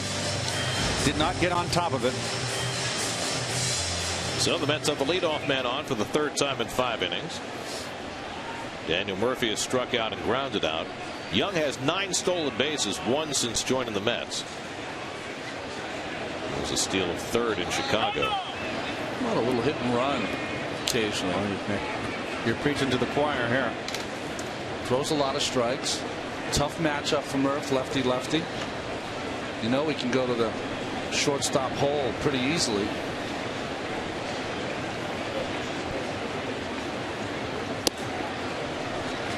If you're playing the middle infield, Detweiler's numbers coming into tonight, got off to a great start this year, but awful since coming off the disabled list. If you're playing the middle infield against this combination, who would you have covering on stolen base? Second baseman Rendon. So if you're playing hit and run in this spot, Keith, and you know that if you're Murphy, what are you trying to do? If you figure that they'll cover with the second baseman, I'm not so sure about that. It's usually the opposite field covers. You want to hit it to the shortstop if you're a left-hand hitter. Now, you remember, Gary, I said it a few times in L.A. I had Wally cover on a similar situation with a left-hand hitter, and a guy pulled a ground ball with Wally covering. Davey chewed me out in the dugout. Told me never to vacate the second base side because that's an automatic. First and third, he gets a base hit. He goes, if you got the shortstop covering, you might hit it hard enough where the runner can't advance to third. I mean, he lit into me. I said, okay, Dave, geez, I'll never do it again. Murphy just got his belly button out of the way, 3-0. It's an interesting point because the downside risk is so much greater. And Davey would know, being a second baseman. He just didn't want to cover. He was mad at me. Now in his final year as a big league manager, he says. There's a strike, 3-1 to Murphy. Detweiler throwing a lot of pitches in this game. 83 with nobody out in the 5th inning. And it is a muggy night. Got knocked out in the 4th inning of his last start against the Rockies. Gave up 7 runs through only 68 pitches in that start. And that's a borderline strike. 3-2. Murphy thought he had ball 4. Murph's going to have to watch himself. He's starting to get into a mode of he knows the strike zone. The ball is outside, but the moping is not going to help with these home plate umpires. Got to figure Young will be in motion here. 3-2, nobody out. Not going. And Murphy floats one to shallow left. Coming on is Bernardina. And he makes the running catch.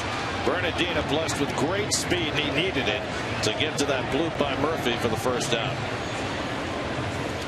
Interesting. Murph never knew where that ball was off the bat. I tell you what, that is defense. These are the things that won't be in the paper tomorrow. But if the Washington comes back and wins this ball game, say 2-1, then that's one of the big plays of the game. instead of having two men on. The Mets have a runner at first with one out for Wright, who's already 2 for 2. Single to right, double down the left field line. Young with great speed at first and one out. Detweiler has had particular trouble against number 3 hitters this year, including Wright's 2 for 2 tonight. Number 3 hitters are 17 for 32 against him. It's a .531 average. And he makes David move his feet. Ball 1.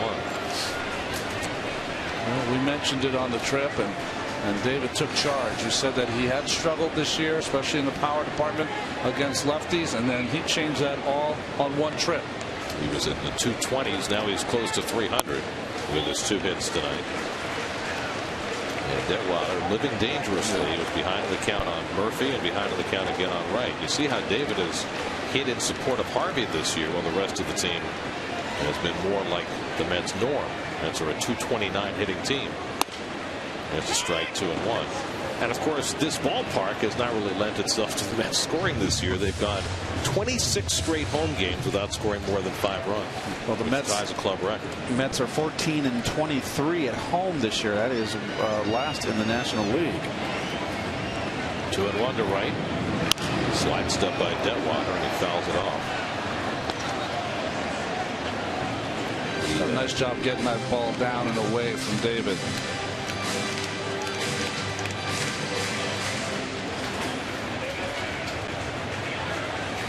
Well, he's been doing his best to control Young at first base. And Eric has not moved. 2-2 now to right.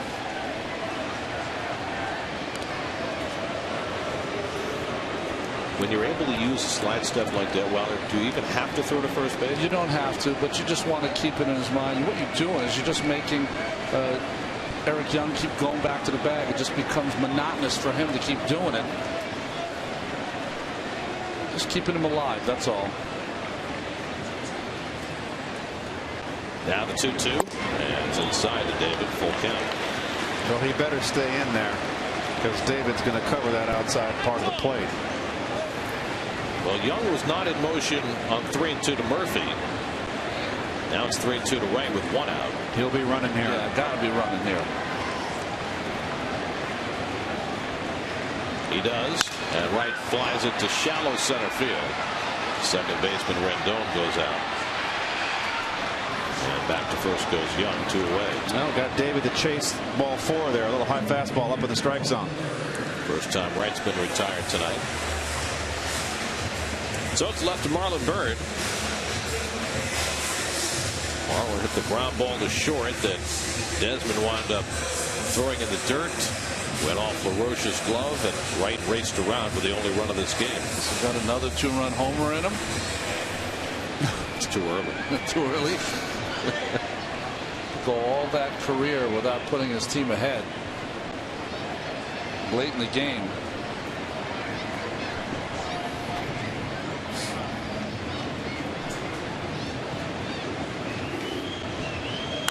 And Bird cracks one down the left field line, and Young is on the races.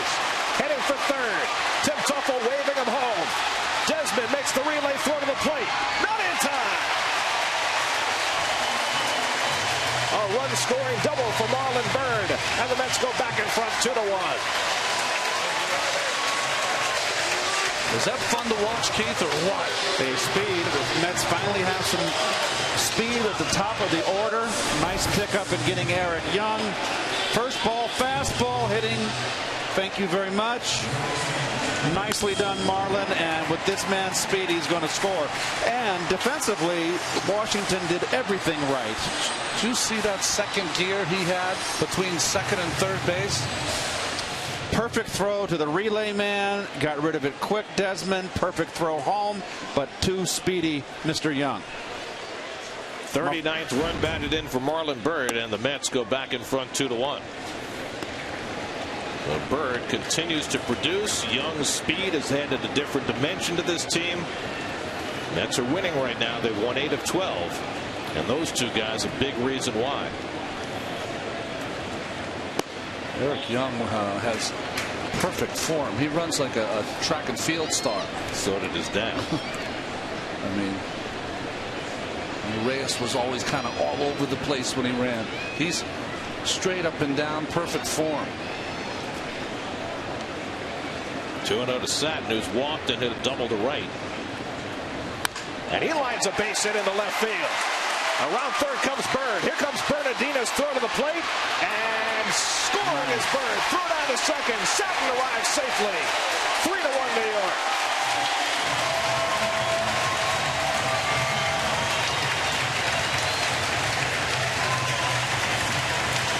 Marlon Bird right in the middle of everything. Josh Satin drives in his third run of the year, and the Mets lead 3-1. Well, I tell you what, Satin again in the middle of things. 2 for 2 on the day. Nice line drive. This is a terrific throw by Bernardino. He has a nice arm. Just a little bit offline. That would have been a close play if that throws it on the money. Nice slide by Marlon inside the line. Read that catcher well. Saw Suzuki was going to have to go up and away for it. There's a big man flying here, I'll tell you. Nice hit. Lines a base hit in the left field.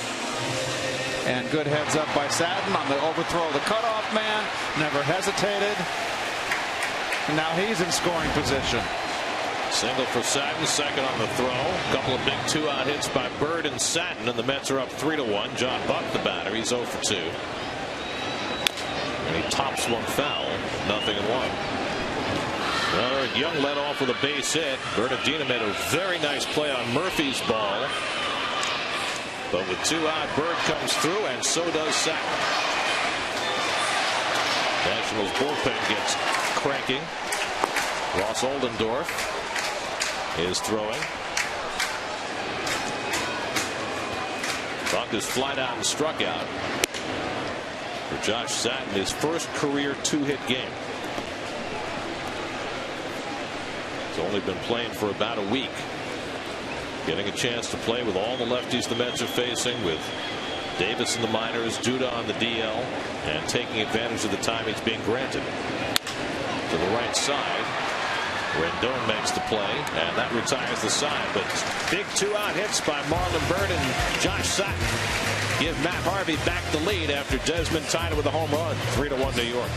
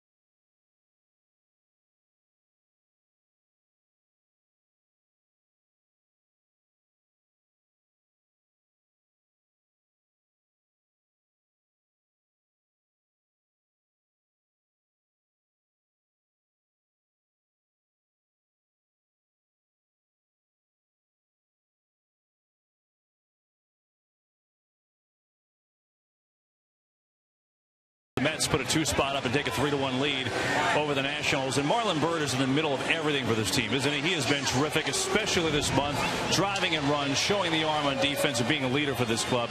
And what a spark the energy tonight with Harvey on the mound. Think about this. Marlon's sport growing up was football. He was a humongous football star in Georgia growing up. He said, you know, here I was. I called myself a mini Jerome Bettis. Guys, in one game, he carried a Georgia record 53 times in a driving rainstorm for 303 yards. He said, yeah, I love to hit people. I went on recruiting visits around the country, and everybody wanted me to play linebacker because I love to hit people, and I did like to do that too, but I wanted to be a running back. Herschel Walker was my guy. I wanted nothing more than to go to Georgia and follow in Herschel Walker's footsteps. But as I was being recruited by Georgia, rumors came of their head coach Ray Goff being fired. He indeed did get fired. He said, you know what? I was so bummed about that. It changed my outlook. I didn't even play in the Georgia-Florida high school all-star football game, and my focus went completely to baseball. Right now, that looks like a pretty good call. Harvey, by the way, gets the first out. We play in the 6th. Gary. Suzuki flies to center for the first out. Well, the Mets can certainly, their outfielders can run through some people in some bad weather. I was going to say, if they had some touch football team in the winter, they win. I mean, you got Newen Heisu, who ran for 260 in the snow in a high school championship game. You got Bird, who ran for 300 in the rain. That's right. Trying to look at the team. Buxton, interior lineman, absolutely. David's the quarterback. Murph's the guy that breaks the wedge. What about the kickoff? What about this guy? He's not your quarterback? Too valuable. He's the punter. Steve Lombardozzi, pinch hitting for Detweiler, is out after 5 innings and 98 pitches. Overpowers Lombardozzi 1-1. Harvey's yet to throw a pitch from the stretch tonight. Only one base runner, but that was Ian Desmond, and he circled him in the 5th to tie the game before the Mets regained the lead in the bottom of the inning. There's a nice looking curveball for a strike, and it's 1-2. Well, he was given the lead once, and I would imagine he's rather determined not to give the lead back again. The Mets scored all those runs in Philadelphia. I remember he went out there and had a 6 or 7 pitch inning, and it was just perfect. Trying to look to do that here. Hey, how about this? They're playing a doubleheader at U.S. Cellular tonight, the Indians and the White Sox. First game of the doubleheader in the 8th inning. Cleveland 19, Chicago 10. Oh, try the nightmare. Francona and Ventura will have no pitchers left in the 2nd game. Swing and a miss. He struck him out with a breaking ball. 8 strikeouts for Matt Harvey. 2 out and nobody on. Let's go to Gary Apple for a game break presented by your Tri-Honda dealer.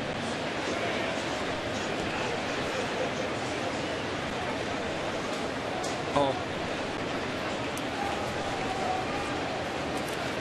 81. So let's see, Cabrera leads the American League by about 40 points in batting. Yeah. He leads in RBIs, and he's now just 4 home runs behind Chris Davis as he tries to become the first player in history to get back-to-back Triple Crown. I saw one pitcher in the American League was saying, I wish they would call Cabrera up to the other league. He doesn't belong in this league.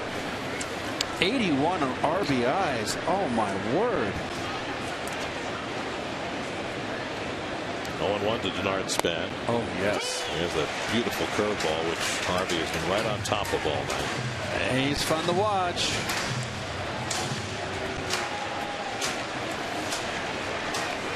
Span has struck out, then tried to bunt his way on, and Harvey threw him out.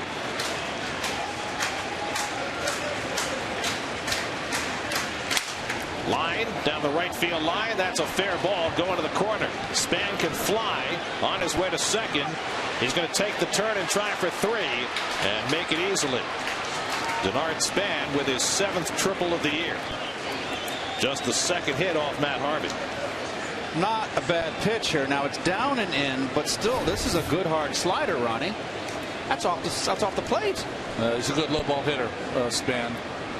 But you're right. The ball was in a couple of inches. He hit in front of the plate. And I talked about Eric Young. Well, Denard Span can run too. I tell you what, that was a pretty good pitch right there. And that's, you know what, those hitters are getting paid too. The interesting about that play was watching Eric Young run all the way from left field to back up that play behind David Wright. Now Anthony Rendon takes it high. Rendon was robbed of a hit on the diving catch by Bird in right field his last time up. Rendon 0 for 2, but he has really been swinging the bat well. And Harvey falls behind him 2-0 with Ryan Zimmerman on deck. Well, that's a must against Harvey.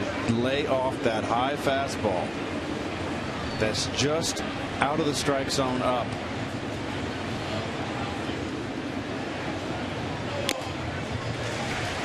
Two and 1. 97. Rendon out of Rice University. Came up as a third baseman, but they switched him to second this year because there was no way he was going to play third with Zimmerman around. Although he may end up at third base eventually when they have to move Zimmerman to first, which might happen in a couple of years. Just go right after him. Keep it up the ladder on this guy. He's throwing it by him. 2-2 to Rendon. Slaughter got him. Number 9 for Matt Harvey. A triple by Span, no problem. Harvey set him up with fastballs, took him out with a slider. 3-1 New York.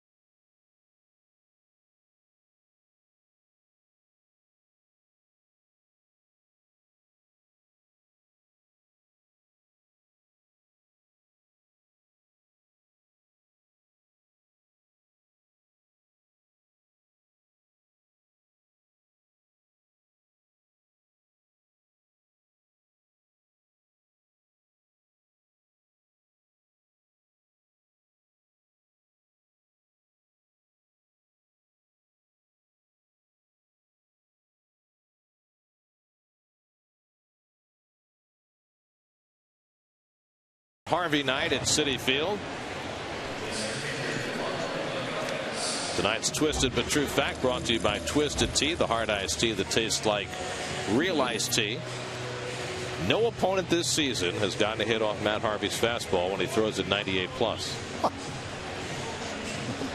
No kidding.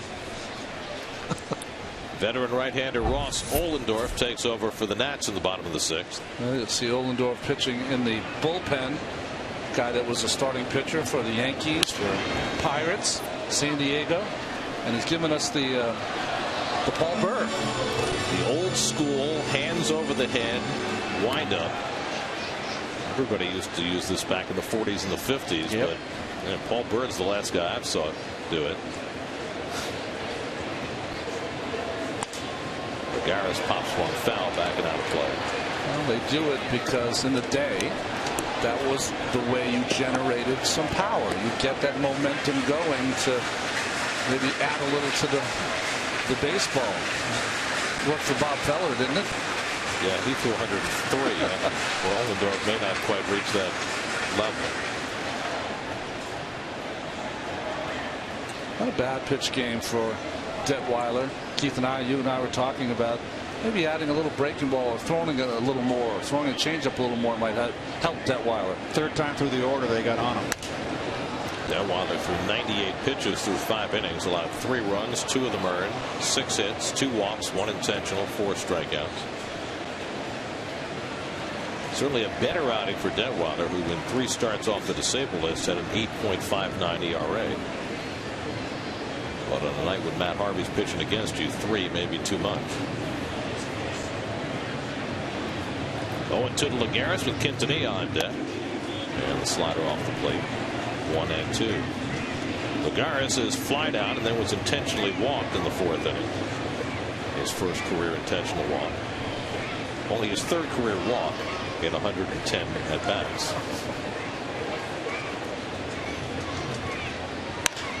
Down the right field line. That might stay fair. And it does. Lagares off to the races. Worth plays it quickly. And Lagares will stop at second with a leadoff double. Nicely done by Lagares, his 8th double of the season. Keith again, 2 strikes. Lagares on the recent road trip trying to go to right field with 2 strikes. Well, when you got 2 strikes on you, you've got to go up the middle. Nice swing on that one right there. And Lagares getting a chance to play. Another one of these guys, the components of this ball club that are making it click. With his defense, almost 1 hit a day is enough. Huh? If he hits 250 for this team, the way it's constructed, and plays defense the way he does, what he has to do, though, is mix in a walk every now and again. Quintanilla pops one up into shallow left, and Bernardina comes on. Well, if he doesn't mix in a walk, I mean, it's going to be tough. He's an aggressive hitter. He's a free swinger, and you got to get 275, 280 out of him. If that's the case, if he's not going to walk. Nice hand for Matt Harvey as he comes to bat. Harvey is 0 for 2, grounded out twice. Another chance for Matt with a runner in scoring position. He came up with the bases loaded and 2 out of the 4th, and a comebacker against Detweiler. Now facing the Princeton grad Ross Ollendorf, whose senior thesis at Princeton was about the cost effectiveness of the Major League Baseball first-year player draft. That was as he was being drafted.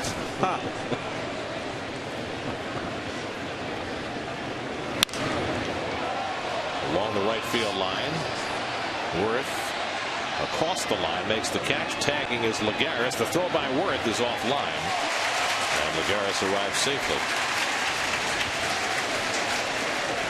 So 2 out. SNY Super Slow Motion brought to you by your Mercedes-Benz Tri-State dealers. Visit them on the web at searchmercedes.com. Well, nice hustling little ball club, this Mets club here. I like that. That's like not a huge play, but it's a nice play, isn't it? Taking third base by Lagares. Yep. It puts him in position to score on a wild pitch or an error. Well, Zimmerman, when he comes in here, he's going to have to talk to Ollendorf about, I know there's 2 outs, but Eric Young will bunt with 2 outs. So Lagares is going to have to be heads up at third base, too. Well, Young's going to bat left-handed for the first time in this game. He's 1 for 3 tonight, and as we've talked about a number of times the last week since Eric arrived, a much better right-hand hitter than left, which makes it more likely that he would try to bunt for a hit in this spot.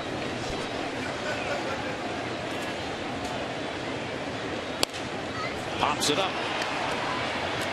Rendon calling. Side retired. So the Mets waste a leadoff double by Lagares. Matt Harvey heads back to the mound for the 7th inning, carrying a 3-1 lead.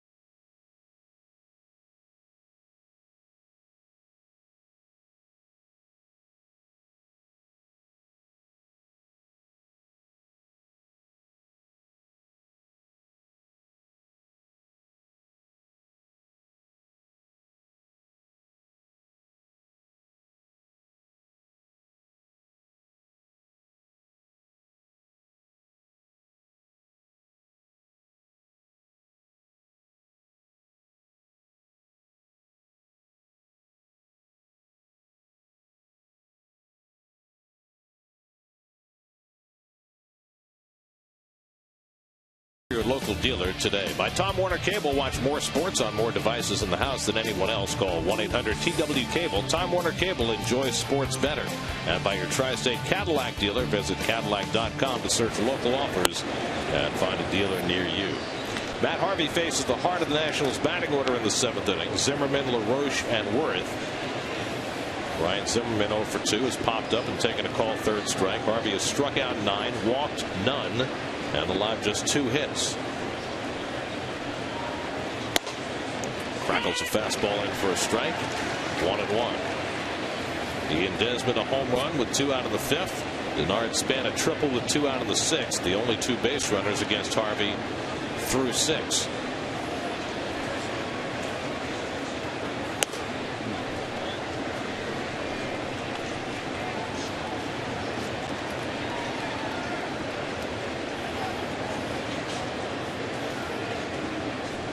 Well, the Mets have been playing a refreshing brand of baseball these last couple of weeks. Lined into center field, a base hit for Zimmerman. So the Nats have their 3rd hit, and that will force Matt Harvey to do something he hasn't had to do all night, and that is pitch from the stretch. I was going to say the Mets have been playing a different brand of baseball with the speed that they've imported now as Harvey gets low bridged. But also their pitching has been spot on, and it hasn't just been Harvey. The Mets over the last month have the best ERA as a team in the National League, which certainly was not the case earlier on. And that's been the starters, and it's been the bullpen, with Harvey, of course, leading the way. Now LaRoche, tying run at the plate in a 3-1 game, has struck out and flied out tonight. Changeup for a strike. Struck him out with a changeup his first time up tonight. Jason Worth waits on deck. Be careful with too many changeups. Yeah, ball will be pulled in the hole or up in the seats. Mets normally play an overshift against LaRoche, but not with Harvey on the mound. That changeup, he got inner half of the plate and down in the wheelhouse of LaRoche, but the off speed fooled him. But boy, you want to make sure you get that changeup to a lefty away, sinking away.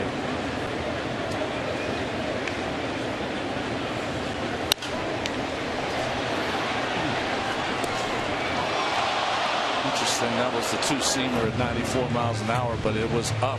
And when a 2-seamer is up, you know what it does? Nothing. It stays straight as an arrow.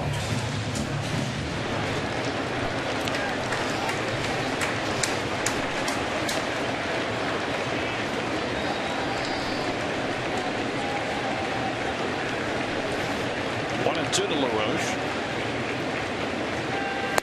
Too high. 2-2.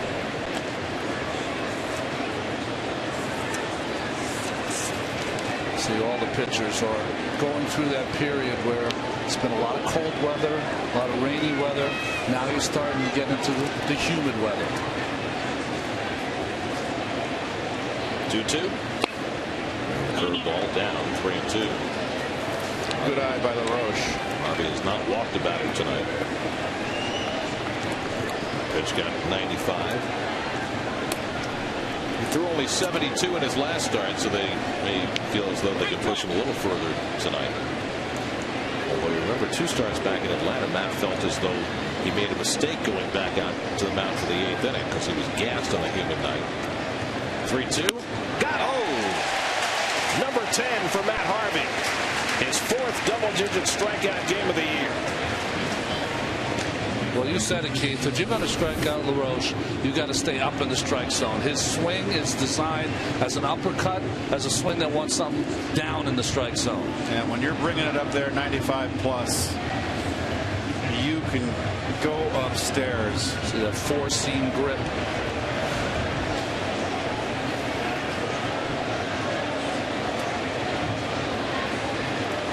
Seven times now in his career, Harvey struck out 10 or more. And Worth fielding for that ball as he fouls it back. He's been up twice and struck out both times. Worth has got to be one of the most difficult, you can see the K corner now, hitters to judge. He can have a swing that you say, that's one of the worst swings you've ever seen, and then the next swing can be picture perfect. I think Like I said, it was Harvey's 4th double-digit strikeout game of the year. It is actually his 5th. He's had as many as 13. That was against the Braves 2 starts back. Had a double-digit strikeout game in his first big league start. 11, right? Yeah. 5 1/3 in Arizona last summer. Here's the 1-1. And Worth watches the slider. 2-1. Ian Desmond, who hit the home run against Harvey for the Nats' only run, is on deck. We haven't seen him enough, but when I'm watching Harvey in this inning, he's taking a long time between pitches. It's almost like he looks a little gassed out there. That's a bullpen cranking here in the 7th. Starting to take pitches a little better on Harvey too. The hitters, it's still a very difficult mark, trust me. David Arnsman, the right-hander. Josh Edgen, the left-hander. Ready if Harvey needs help. Right at 100 pitches for the night.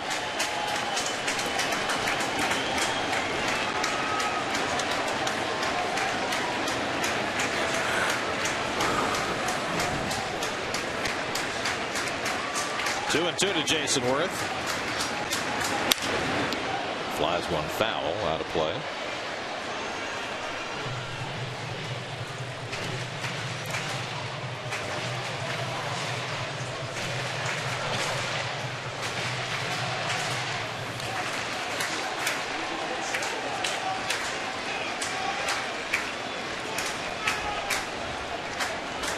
Harvey trying to fight his way through this 7th inning. Tying run at the plate in a 3-1 game. And Worth tries to lay off on a curveball in the dirt. Full count. Second straight full count for Harvey. He struck out LaRoche on a 3-2 pitch. Now he's 3-2 on Worth with Desmond on deck. I was talking earlier about how hard Harvey was working out in between starts. The problem you have is that when you first start pitching in this humid weather and you haven't had it all year, it's hard to prepare for it. Zimmerman at first with 1 out. Not running. Worth fouls it back. 96.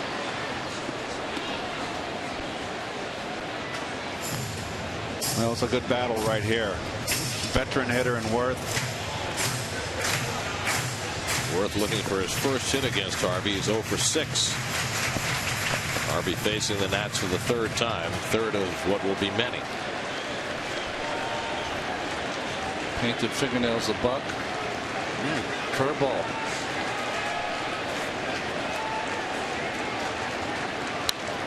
He got a piece of it. Oh, we got a little battle going on here.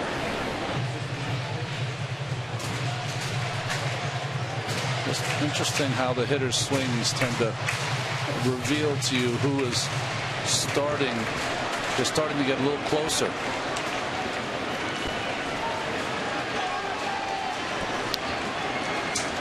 Take a ground ball here, wouldn't you? 9th pitch of the at bat from Harvey to Worth. He struck him out.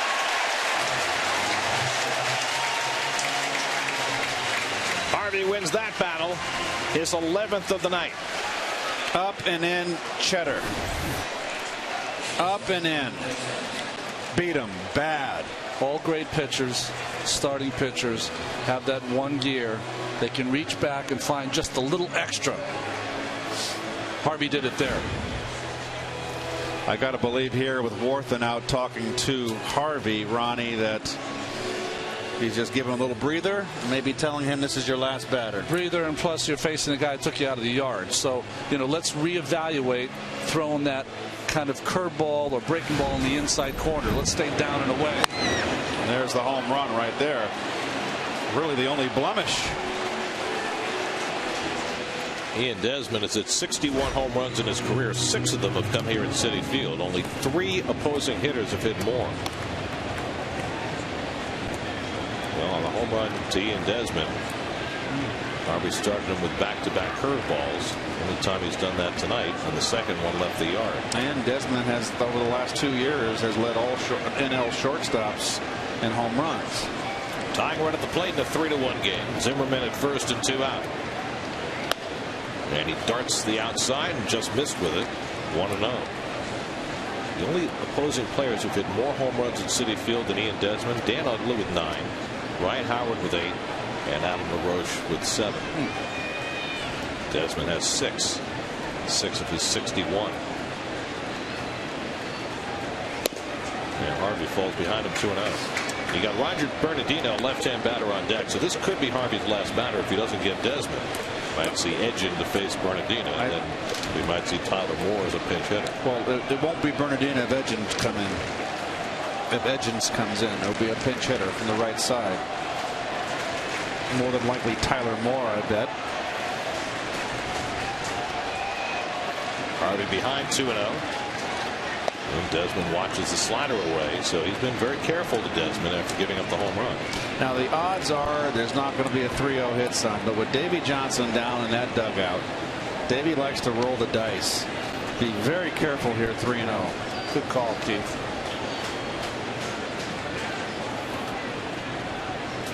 He gave up the home run on the curveball. He hasn't thrown him one yet.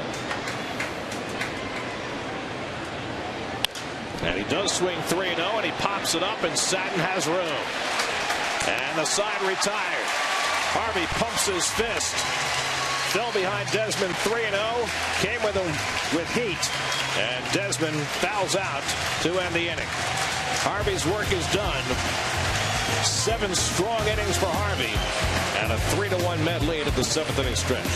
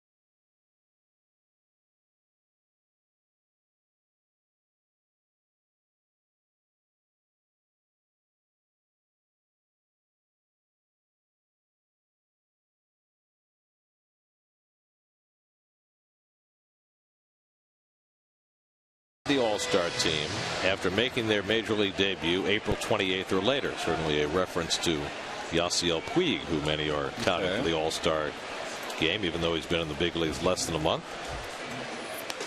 Matt Harvey takes the pitch high for ball 1. Wonder if there's an angel from last year on there. Murphy 0 for 3. Bernardino made a nice running catch on his fly ball his last time up. Ross Ohlendorf in his 2nd inning of relief. And the fastball misses 2-0. Matt Harvey, 11 strikeouts, no walks. 3rd time in his career he's had double-digit strikeouts and no walks. Usually you see him fighting Terry Collins to stay in the game. Not today. Well, again, we go back to that start in Atlanta 2 starts back when he struck out 13. And he said afterward that he made a mistake. He was gassed after 7, but didn't say anything and went back out there for the 8th. So he's starting to understand that line too. We always talk about the stress of pitching in a game. stressful pitches, right?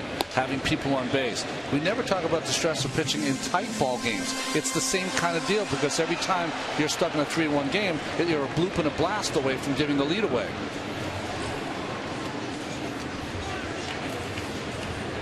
Ollendorf behind 3-1, and Murphy fouls it back. Murphy's bat looks a little slow right now. Did Daniel get a day off on the road? He got one in Chicago. That was the game he came in as a pinch hitter and hit that pop-up that resulted in the comedy. He got the day off against Sale, which was that's right. That's right. Good thing. Mets are facing a lot of lefties right now. Murphy pulls that one through the hole, a base hit. Fastball from Ollendorf, and Murphy has his first hit of the night. The Mets get the leadoff man on yet again. That's 4 straight innings now they've got the leadoff man on, and 5 out of 7 tonight. Well, wanted the ball away and got it down and into Murph. Just out of the reach of Rendon. One thing I'll tell you, and I know he's at a new position, but Rendon doesn't have a lot of range. You know, he's an offensive player. He's a third baseman playing second. Yeah, exactly. But you know, his height and stuff, he looks like a second baseman. He's not an overly big guy. Usually the guys at third base are larger than that. Worth trying to get rid of something that fell into the right field. It's an interesting dilemma that the Nats have, because you've got Ryan Zimmerman, a fixture at third base, but he's also a compromised third baseman because of his bad shoulder. And you know, who knows if that's ever going to be resolved. But you've also got LaRoche now signed to a contract this year and next, so he's immovable off first base. So they really don't have a choice right now but to play Rendon in second. David Wright pops one up into shallow center. On comes Span, and David's retired. So David 2 for 4 on the night, 1 out. A similar pitch to Harvey get out in the 7th inning. It's that pitch that the hitter almost jams himself. By the way, the other piece is Marlon Byrd comes to bat. Well, Marlon is 2 for 2 tonight with a walk. And there's the double that gave the Mets the lead back, made it a 2-1 ball game. Marlon would eventually score in that inning off a single off the bat of Josh Satin.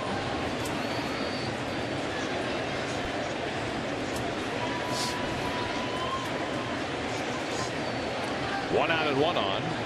Bird's double was his 12th. He now has 39 runs batted in, just 2 behind David Wright for the club lead. And who would have figured that when the year began? Bird came to spring training as a reclamation project after being released twice last year, serving a 50-game suspension. Went to the Mexican League to reclaim his career. Had a great winter down there, and he carried it right through spring training and has run with it for 3 months now.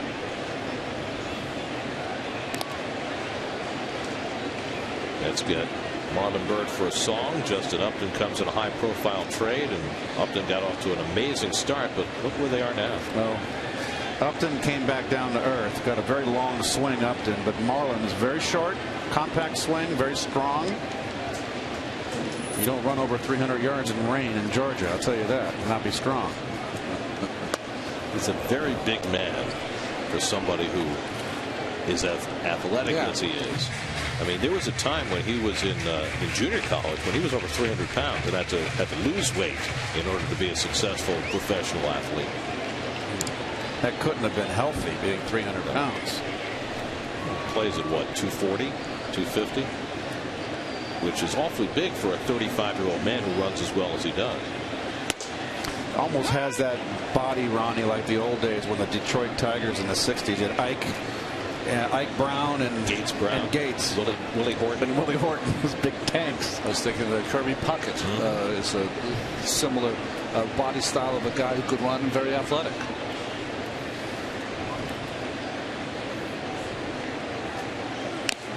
Puckett was only about, what, 5'8"? Yeah, shorter. He was built like a beer barrel. What a player he was. Speed, power, defense, he had it all. Personality. Yeah.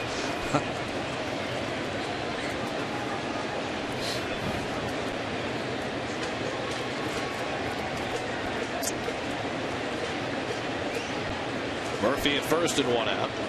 Ollendorf ahead 1-2, and Bird goes down swinging for the second out. First strikeout for Ollendorf in relief. Monday, get an expert breakdown on this weekend's Matt Harvey and Zach Wheeler starts, plus an in-depth preview of Monday's Mets Diamondbacks series opener with insider info and exclusive interviews on Loudmouths, presented by Caesars Atlantic City, now at a new time, Monday at 5:30, only on SNY. Josh Satton's had a very good night. A walk, a double, a single. He's driven in a run, his first career 2-hit game.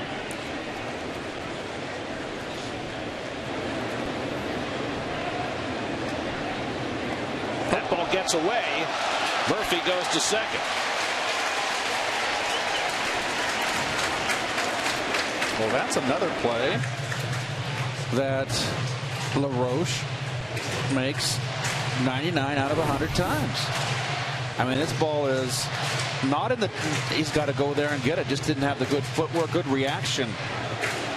Whenever, Gary, whenever there was a pickoff play and it was a bad throw, and right there, and you can see out of the corner of your eye that you're not going to have, the runner's going to get back to the base. Go get the ball. Don't wait for it to come to you. Anchored to first base. You're not going to pick him off anyway. The error is charged to the pitcher Ollendorf, but that's 2 plays tonight where LaRoche has not been charged with an error, where his failure to catch the ball certainly contributed. The first one even more so than that one.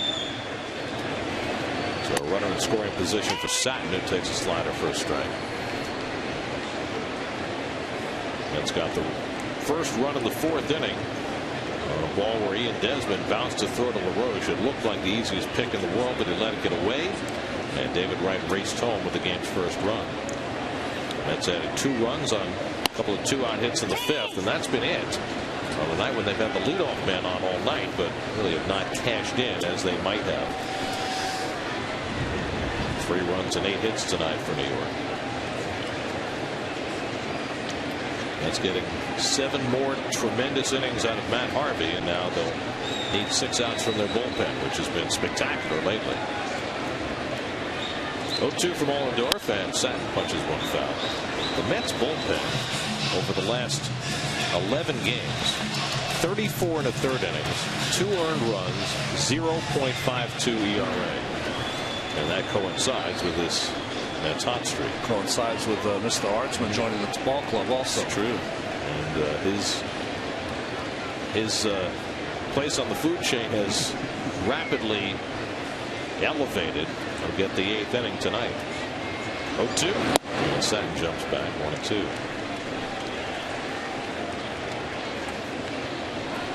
You mentioned that Matt Harvey's had 5 double-digit strikeout games this year. Only 1 pitcher's had more. That's Yu Darvish. He's had 6 games of 10 or more. Max Scherzer has had 5. Yeah, I was going to say Harvey's Scherzer. had 5. Scherzer trying to go to 12-0 tonight. Detroit leading Tampa Bay 4-3 in the 8th.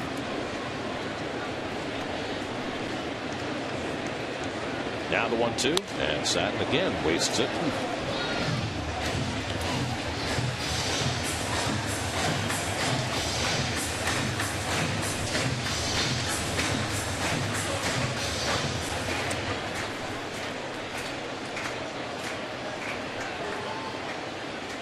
Scherzer tonight, 7 innings, 3 runs, 4 hits, 9 strikeouts.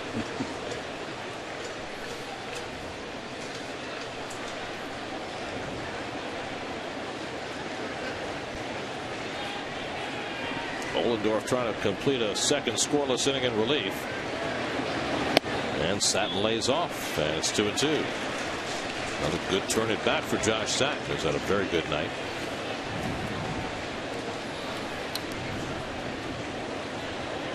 It's one of those situations with the way that Buck has been struggling. Any base hit tough has got to be sending Murphy.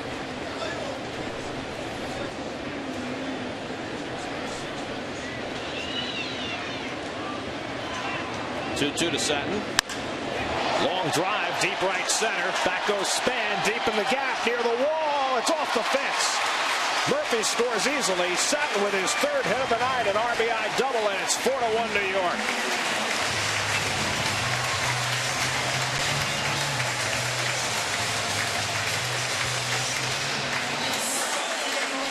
Good at bat by Satin here.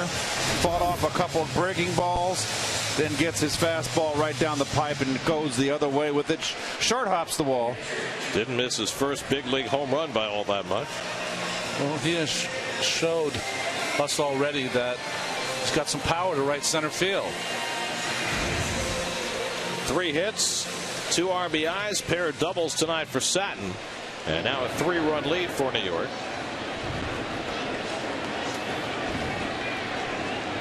Now John Buck bats with a runner in scoring position. He's 0 for 3 tonight. Buck now 1 for his last 25. Juan Lagares would be next.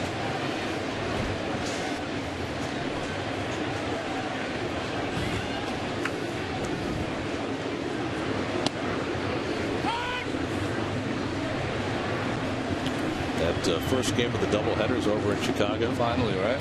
Cleveland 19, White Sox 10. That's your final. Good luck in the second game, boys. You think they ran through some bullpen? You got to feel for Robin Ventura. That club really struck. I tell you what. I watched the first game with Sale. Yeah. I couldn't watch the second game. They were so boring to watch, the White Sox. They were just a bore. Felt like Louis Jordan and Gigi. The Indians used 7 pitchers in that game. The White Sox used 5.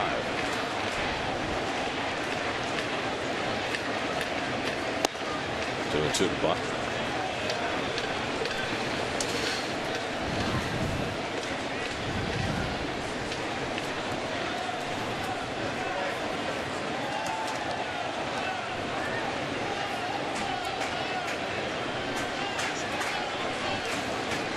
Josh Satin at second with 2 down. And Buck takes up and in. And Ohlendorf runs a full count with Lagares waiting on deck.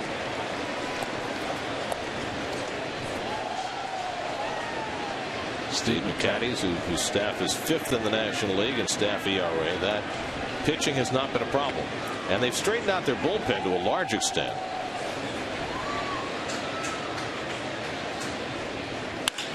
Smack to left. Bernardino retreats. Side retired. But the Mets add a run. Josh Satin's 3rd hit and 2nd RBI of the night. Mets lead 4-1 after 7.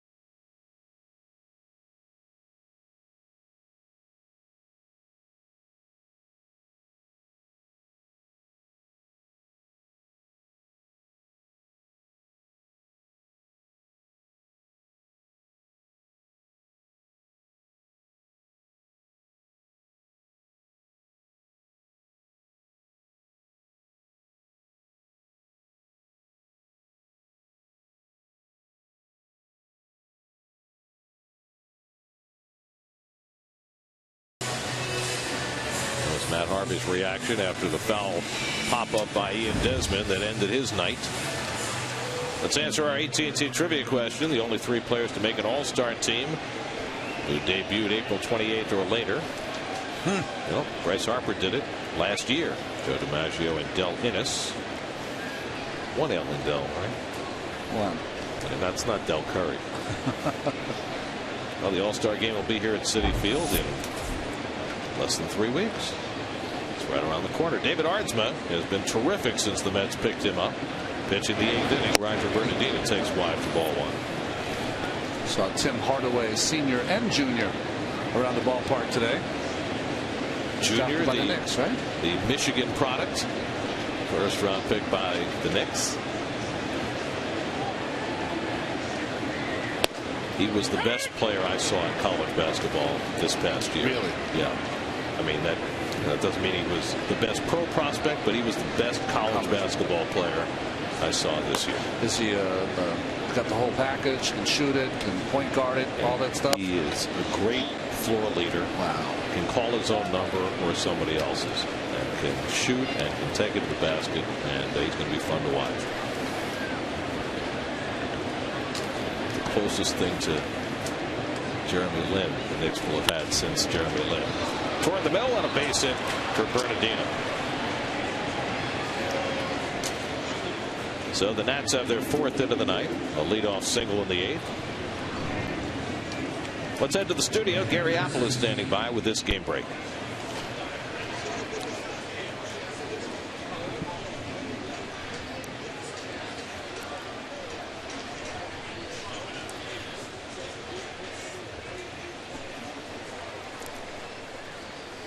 Congratulations to Chipper. Is he going to be here for Zach's start on Sunday? Yeah, right. He was there for his start in Atlanta. That's the 4th straight year, and isn't it in Atlanta they've retired a number? That's Fernando Maddox, Abad. Smoltz, and who are the Glavin? Glavin. Yeah. Fernando Abad up in the bullpen. Kurt Suzuki, the batter, takes a strike. Chad Tracy out on deck to pinch hit. So the Nats trying to fight back against the Mets bullpen after Matt Harvey went 7. Matt allowed a run on 3 hits, no walks, 11 strikeouts, a home run. He lowered his ERA from 2.05 to 2.00. Best in the National League. Suzuki pops one foul. That'll go out of play. 0-2. Well, both these teams have gotten more traction with their bullpen lately after early troubles. In the Mets case, the acquisition of Aardsma seems to have altered the dynamic a little bit, and for the Nats, it was bringing up the lefty Ian Kroll, who has just put everything into place in their bullpen. Yeah, he has a great arm. Also, Edgin has been better than when he was up before. Check swing, strike 3 call. Suzuki caught looking, 1 away. Well, that's that slider that Aardsma has said he's lost some of his velocity, but his slider is better than it ever was before. Good one there. Suzuki just could not pull the trigger.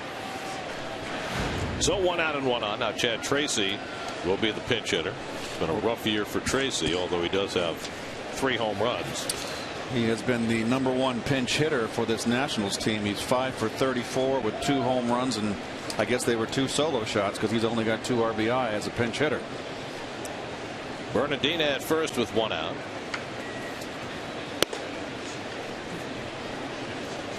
It's interesting. All last year, everybody contributed in this Washington National team that won 98 ball games. The bench did well. Bernardino had a good year. He's not.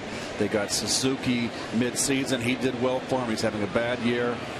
Tracy had a good year off the bench. Not happening this year. It's just funny how it changes.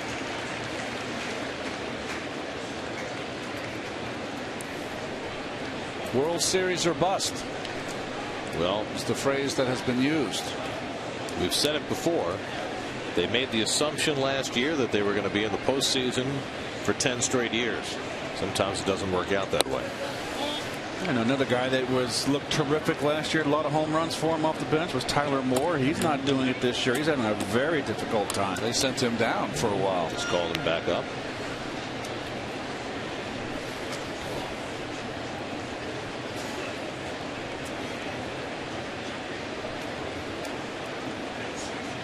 Two and one to Chad Tracy. And Hartzman misses away with the fastball. Now it's 3-1. Their big problem, though, and one of the reasons they're having trouble scoring runs. Harper got off to a great start, but then played hurt for, boy, close to 2-3 weeks, and now is just coming back. He's out on rehab. Is supposed to return on Monday for David Johnson's team, and that'll make a huge difference in their offense if he comes back healthy. Tracy pops one up in foul ground. Should be playable. Murphy, 2 out.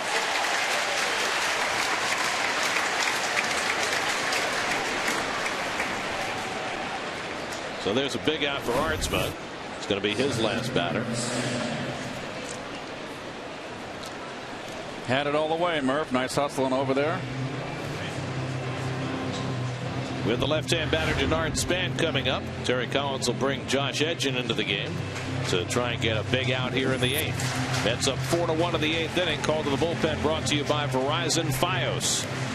We'll be right back to Citi Field.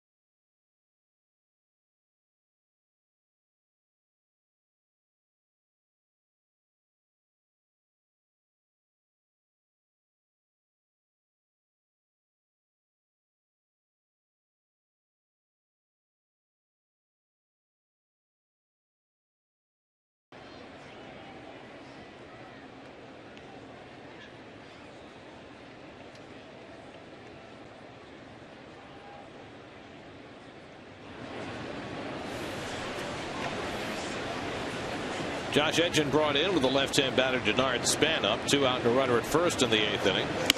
And he comes up and in to Span 1-0. Another huge out here for Edgin. He got a couple on that road trip, and here needs one at home against Span. Last pitch Tuesday night in Chicago, a hitless inning. Span tripled down the right field line against Matt Harvey in the 6th. One of only 3 hits against Harvey tonight. And Edgin gets it over for a strike, 1-1. Well, this will be Edgin's only batter. He's in here to get the left-handed out. If he does not do that, it's going to be on Lyon right there down the bullpen to get the youngster out, Rendon. Question is Bobby Parnell available tonight? He has worked each of the last 2 nights getting a save. David Wright in at the corners. At the corner, excuse me. Span hits it out to right center. And Lagares can't make the diving stop. Gets it on a hop to third. Goes Bernardina, and in at second is Span with a double.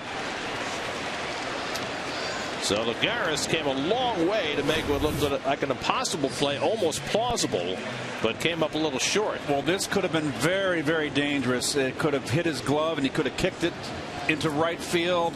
it could have been big trouble, but he got good hands here.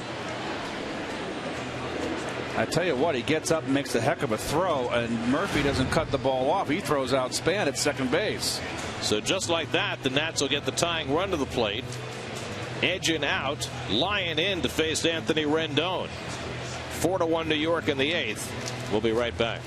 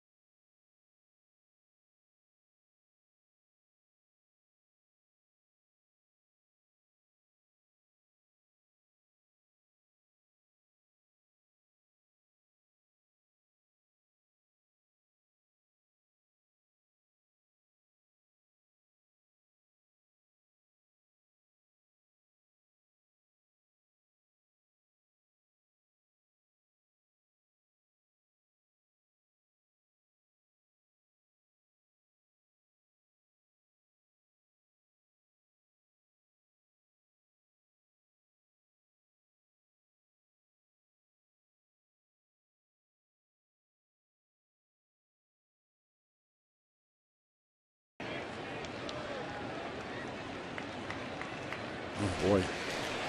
Brandon Lyon comes in to face Anthony Rendon, tying run at the plate, and he gets the first pitch in for a strike. Boy, what an important pitch there for Brandon Lyon, the veteran. You see his numbers on the season. Presented to you by Caesars Atlantic City. Hasn't pitched since Sunday in Philadelphia when he turned in 2 scoreless innings. Rendon 0 for 3 tonight, struck out twice against Matt Harvey. 2nd and 3rd and 2 out. And the slider off the plate. A ball and a strike.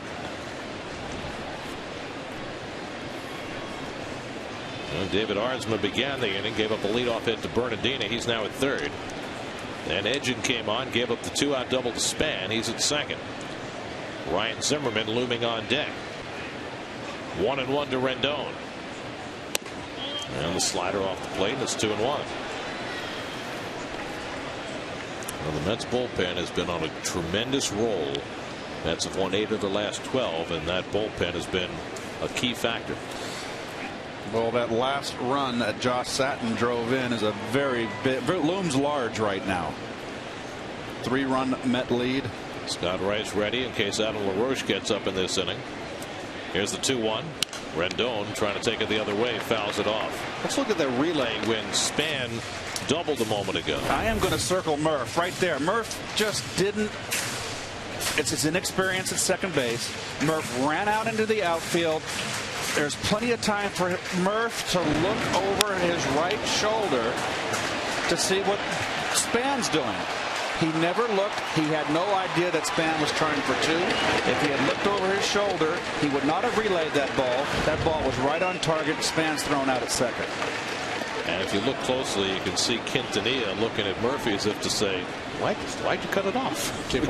We had a chance at him. Would have been tough. I mean, Span is so fast, but the throw appeared to be on line, and they might have had a chance to get him. Now Lyon's gone 3-2 on Rendon. Let's play him as a right field hitter in the outfield. 3-2. Ball 4, and the bases are loaded.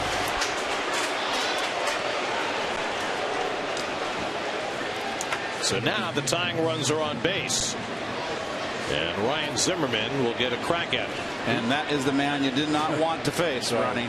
These games always seem to come down with the Nationals, with Zimmerman up with a chance to do some serious damage. Well, if Bobby Parnell had not pitched the last 2 days, I would say this would be a prime spot for Bobby to try and get a 4-out save. But I don't think Terry's going to run him out there for 4 outs because he's pitched the last 2 days. Well, we gave all those great numbers, but you would hope that it wouldn't take you 3 guys to get 3 outs. But that's what it looks like here. Zimmerman has had 2 career at-bats against Lyon, and he has 2 hits in those 2 at-bats. Bernadine at third, Span at second, Rendon the tying run at first. Zimmerman 1 for 3 tonight, single to center his last time up. And the line keeping it away, ball 1. Zimmerman, you've got to pound in. He's a high ball hitter. He does swing, have a level swing. Anything from the belt up, he's treacherous. Having LaRoche on deck, Scott Rice ready for him if it comes to that.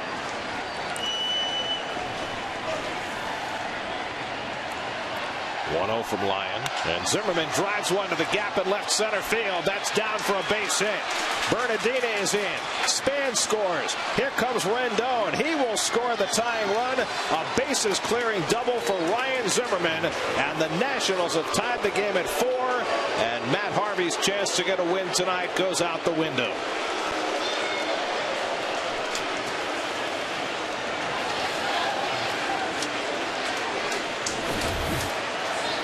Well, hanging.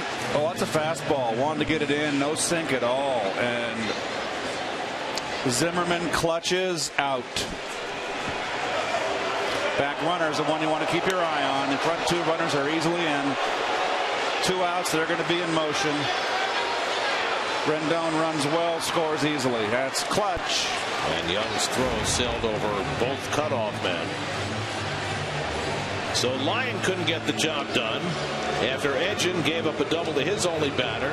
Lyon gives up a walk and a bases clearing double. Now Scott Rice comes in to try and keep the game tied.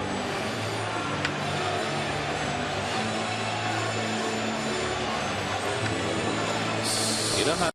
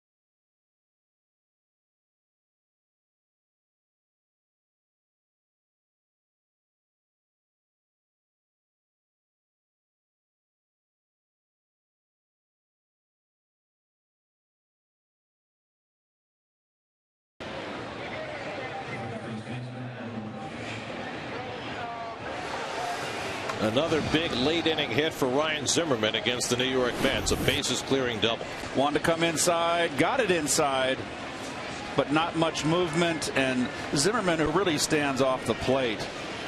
Big leg kick. Look at that beautiful swing. It's lucky he didn't get under that, and that would have left the yard. He crushed it.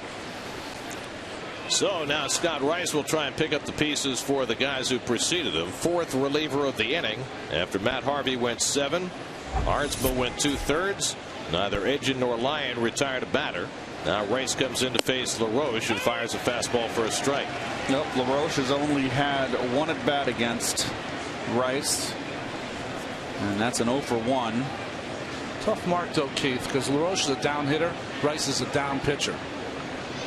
Rice pitched yesterday in Colorado, gave up a couple of hits, but got a big strike out of Carlos Gonzalez in the 8th inning. Zimmerman dancing off second, trying to distract him. And he gets ahead on LaRoche, 0-2.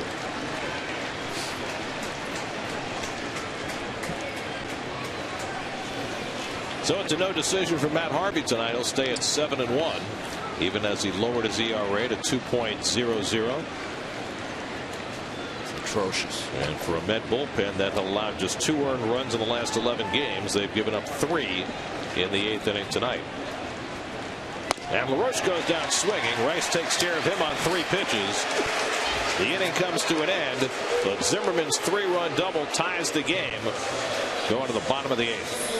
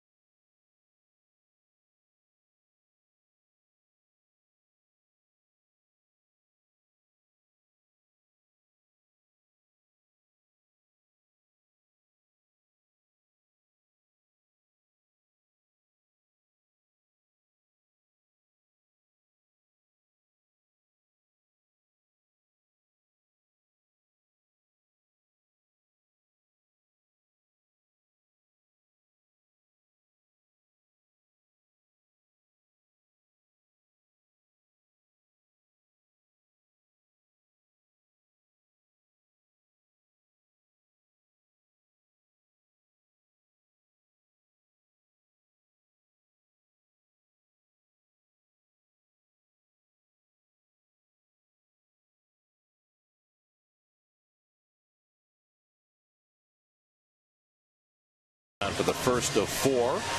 Coverage begins Monday nights at 6 o'clock right here on SNY.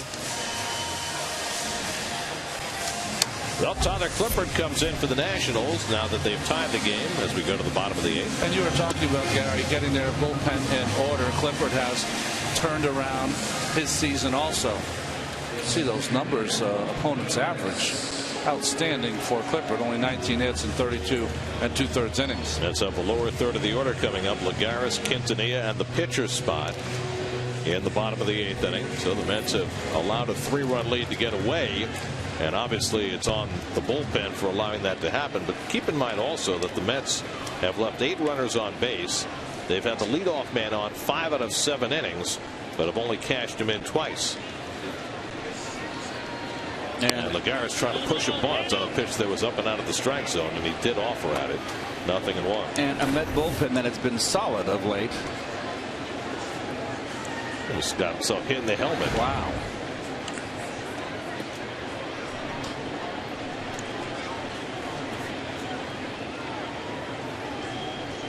Clippard, the 3rd Washington pitcher of the night. Ross Ollendorf, 2 innings in relief, allowed a run on 3 hits.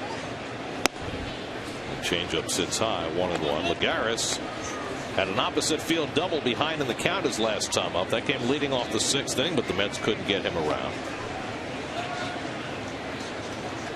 The 5th time this year that Matt Harvey's given up 1 run or no runs and gotten a no decision. If you give up 1 run or no runs, you should get a win. That would give him 12. But he only has 7.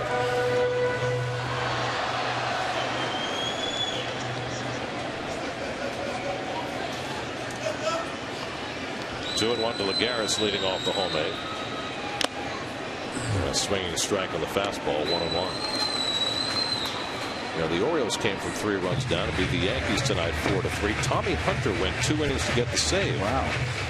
I don't know if that was a Josh Johnson overworked night or something wrong with him, but hey, McLeod hit a home run for the Orioles.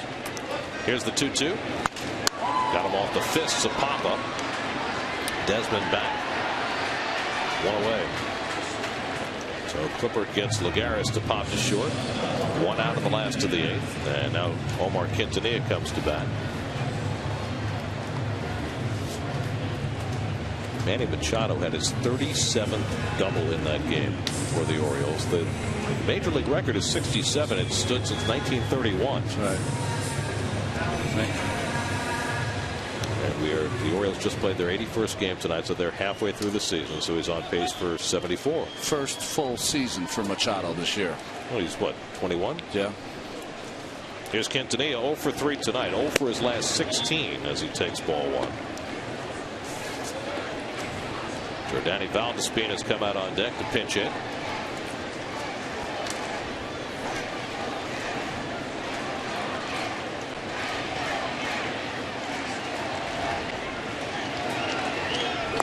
And the changeup misses. 2-0 to Quintanilla. Mets 4 runs, 6 hits. Excuse me, Mets 4 runs, 9 hits. The Nationals 4 runs, 6 hits. Quintanilla should get a pitch to hit here.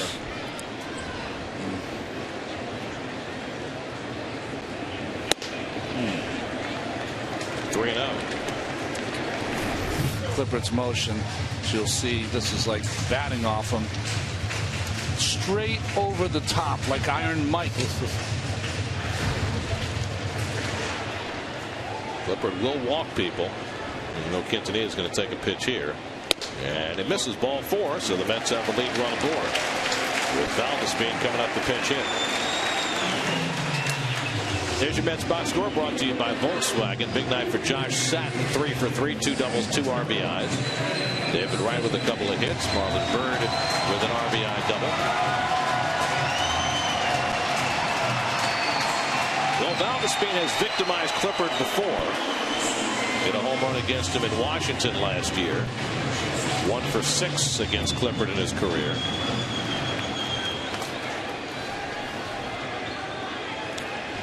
Outfield for the Washington Nationals is playing no doubles, extremely deep against Valdespin. Valdespin with 4 home runs this year, including 1 as a pinch hitter. 6 pinch hit home runs in his relatively brief career. Quintanilla at first with 1 out. And the changeup in at the knees for a strike. Long road for Clippard, who's found a great home in the bullpen of the Nationals. His first game in Flushing, I'll never forget. He pitched the second game of a doubleheader as a Yankee. Valdespin had his opportunity to get some playing time and really did not make the most of it. He has been struggling. Got a start in Chicago when Murphy got a night off Tuesday night, went 0 for 3. His first at bat since then. And Clippard gets ahead of him 0-2. Fastball right down Broadway.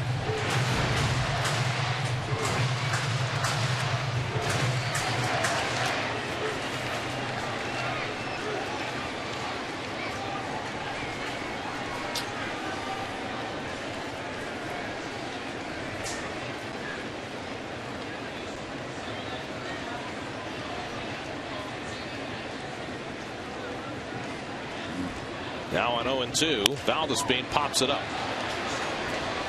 Desmond looking at the runner, seeing if Valdespin is running it out. He had a notion of letting it drop if Valdespin was lollygagging. He was not. And so he made the grab for the second out. So 2 out. It's left to Eric Young, who's 1 for 4 in his first game at Citi Field. Singled and scored in the 5th inning. Well, there's Eric Young's splits for his career, lefty-righty. Better right-hand hitter than left-hand hitter. He's 1 for 2 in his career against Clippard.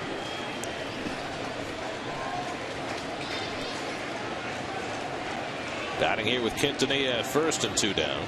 4-4 game of the 8th.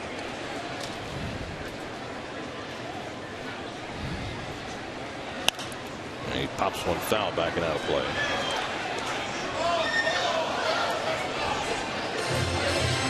Well, the Nationals bullpen was really struggling until recently, but over their last 19 games they've got a 1.72 ERA, which has moved them up in the rankings. And the reason that you thought it was going to be their strength is because they were a great bullpen last year and then added Soriano. But they left themselves naked from the left side, and it cost them early. But they found an answer there. With the pitching of Ian Kroll, and Fernando Abad has done well also. Now they've got a couple of left-handers they can rely on, and it's moved the other guys into better situations. Well, Abad's pitched in 15 games, and Kroll really's only been in 8 ball games. Kroll's been very good, as well as Abad. Abad's got 2 losses. 1-1 to Young, and Eric swings and foul tips the changeup. 1-2. Thought Ian Kroll, in fact, made his debut against the Mets in Nationals Park. Well, Kroll, right-handers are 1 for 16 against Kroll, and left-handers are 2 for 14. So he's getting people out.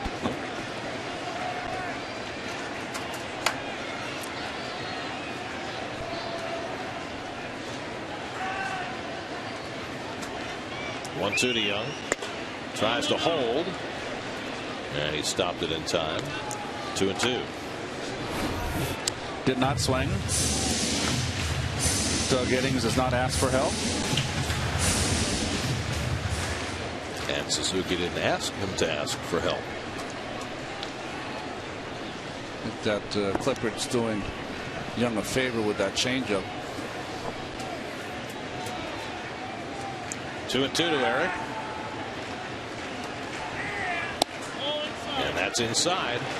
A full count to Young. That'll get Quintanilla the automatic start. It's a big pitch. Quintanilla is not a speedster, so this is definitely useful if Young hits one on the gap. Bobby Parnell getting ready to pitch the 9th inning.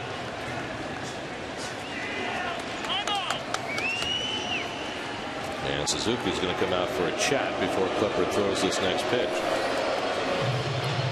Probably want to talk it over, see what Clippard wants, make sure they get the pitch right.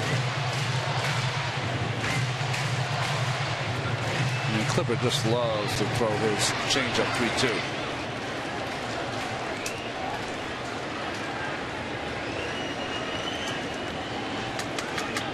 Young's only home run this year has come as a left-hand batter, even though he's got a much higher average right-handed. Change-up grip. And he just got a piece of it.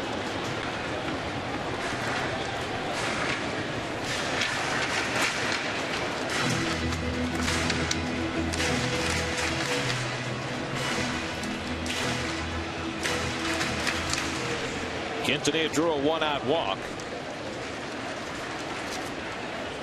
And gets set to run again. 3-2 to Eric Young Jr.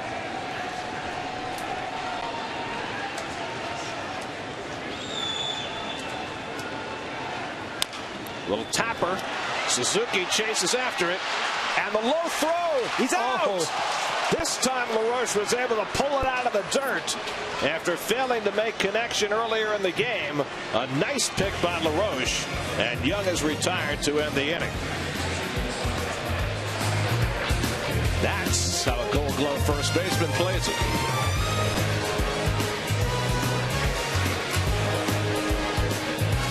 They go to the 9th time.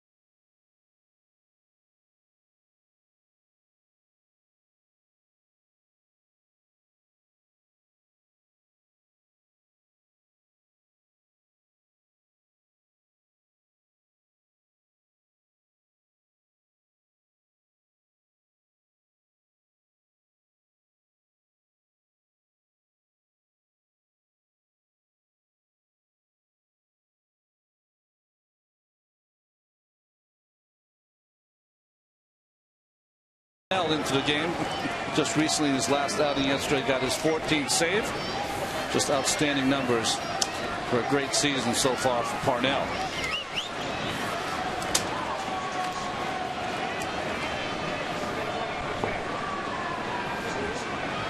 Well, we're going to go through the meat of the order here in Worth, Desmond.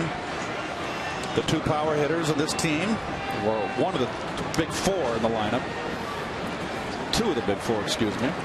Worth came up 3 times against Harvey tonight, struck out all 3 times. 3 of the 11 strikeouts for Harvey, who was brilliant again tonight, but comes away with a no decision as the Mets bullpen was unable to protect a 3-run lead in the 8th.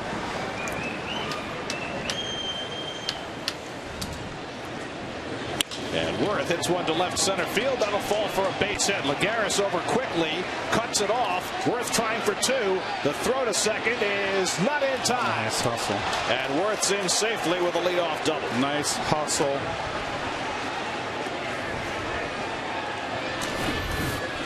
Just off the end of the bat, a little soft liner. Lagares gets it and comes up throwing, but Worth just out of the box. He smelled this double. He knows how important it is. 9th inning here. Leadoff double's huge.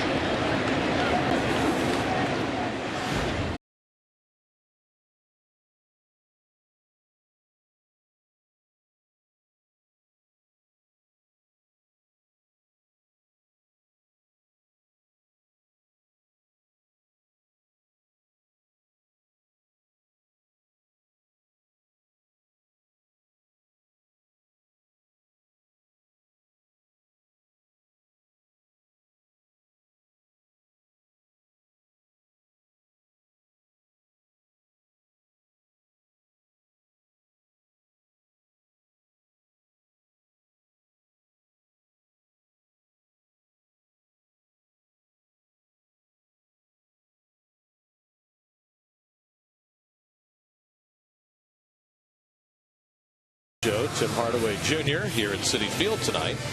The Yankees hoping to get the left side of their infield back one of these days. And more on the Aaron Hernandez case as well. Geico Sports Night tonight after the postgame right here on SNY. Well, the Mets had themselves a 4-1 lead in the 8th inning. 2 out, bases loaded, and Ryan Zimmerman had the biggest hit of the night. Well, the bases loaded double in the gap. The big one was the batter before. Yeah. That was the walk issued by Lyon when he came in, and that was to Anthony Rendon, the rookie, and that got the veteran up there, the number 3 hitter, and Mr. Clutch. And now the Nats, having added 2 in the 9th, handed off to Drew Storen, who has not had a very good year after his postseason meltdown last year. Yeah, he did. He had a bad postseason, melted down, especially with the walks. Trying to regroup here with a chance to save a game. He pitched yesterday against the Diamondbacks, struck out the side in the 8th inning. They'll get 2, 3, and 4 in the men's batting order. Soriano, who has been Davey Johnson's closer, has worked 3 days in a row, so he's staying away from him tonight. Daniel Murphy 1 for 4 leads off and takes a strike from Storen. Storen, a good curveball. Not overpowering, but a big hook. He learns his leg kick, Ronnie. Very stiff. Well, he doesn't have any leg kick. That's what, well, he almost like pushes his heel out and his toes straight in the air. Wright and Bird to follow behind Murphy, who's 1 for 3 against Drew Storen. And he fists one foul, and it's 0-2. Well, this is what you'd like to see. You got a 2-run lead. Murph can hit a home run. He's not going to beat you. Go after him. Can't walk people. See too many walks in today's game. I'm tired of it.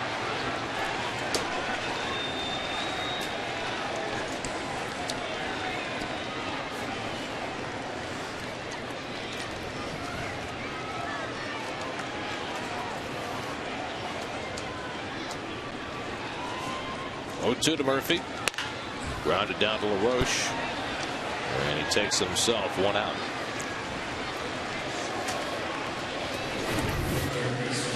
Just kind of turns that toe in towards center field and then opens it up before delivering the ball.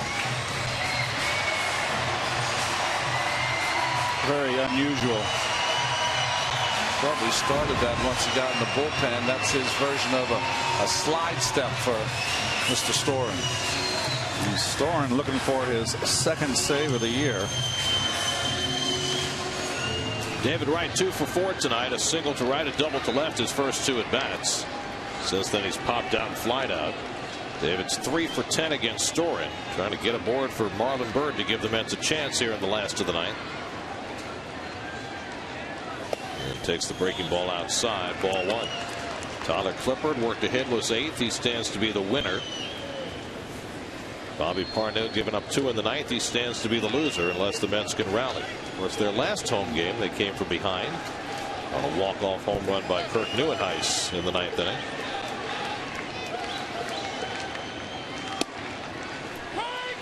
One and one.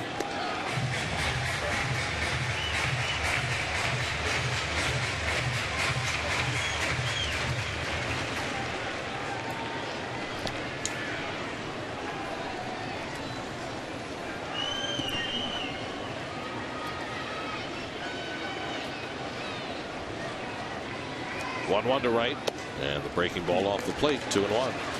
Let's need a base runner any way they can get one.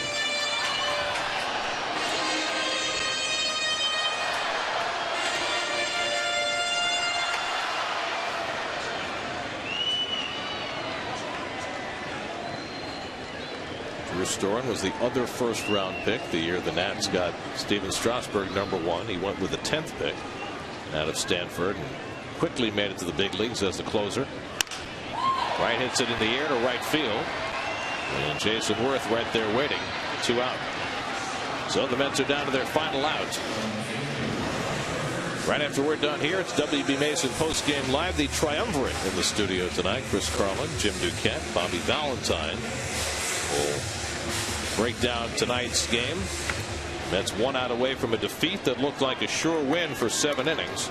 Matt Harvey was tremendous, but the Mets bullpen, which had been so solid over the last dozen games, betraying them tonight.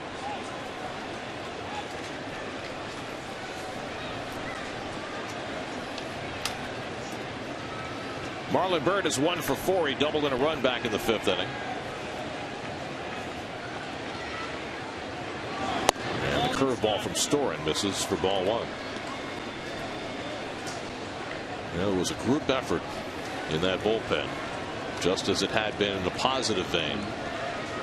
But 5 runs in the last 2 innings for the Nationals, changing the dynamic and making the Mets all of a sudden feel a whole lot more tired. Slow ground ball. Zimmerman comes in, and that'll do it. A 1-2-3 ninth for Drew Storen. A horribly disappointing loss for the Mets on a night when Matt Harvey gave them 7 brilliant innings. Ryan Zimmerman with a 3-run double in the 8th, and then Ian Desmond with an RBI double in the 9th, and the Nationals rallied to win it 6-4. Well, the bullpen of Ohlendorf, Clippard, and Storen was better than the Mets, as the Nationals scored 5 runs late off that Mets bullpen. Well, the early Met lead. This is the tough, a good road trip, 7-4, winning that game from coming from behind in Colorado. That young man right there, another no decision for Mr. Harvey. Tough loss for the Mets. Well, Harvey was great. 7 innings, 1 run, 3 hits, no walks, 11 strikeouts. Should have been enough to win, but it wasn't on this night, as the Nationals rally to take the opener of this series and nudges them over 500. 6-4 the final as you look at the Time Warner Cable game summary. More coming up from Flushing in just a moment.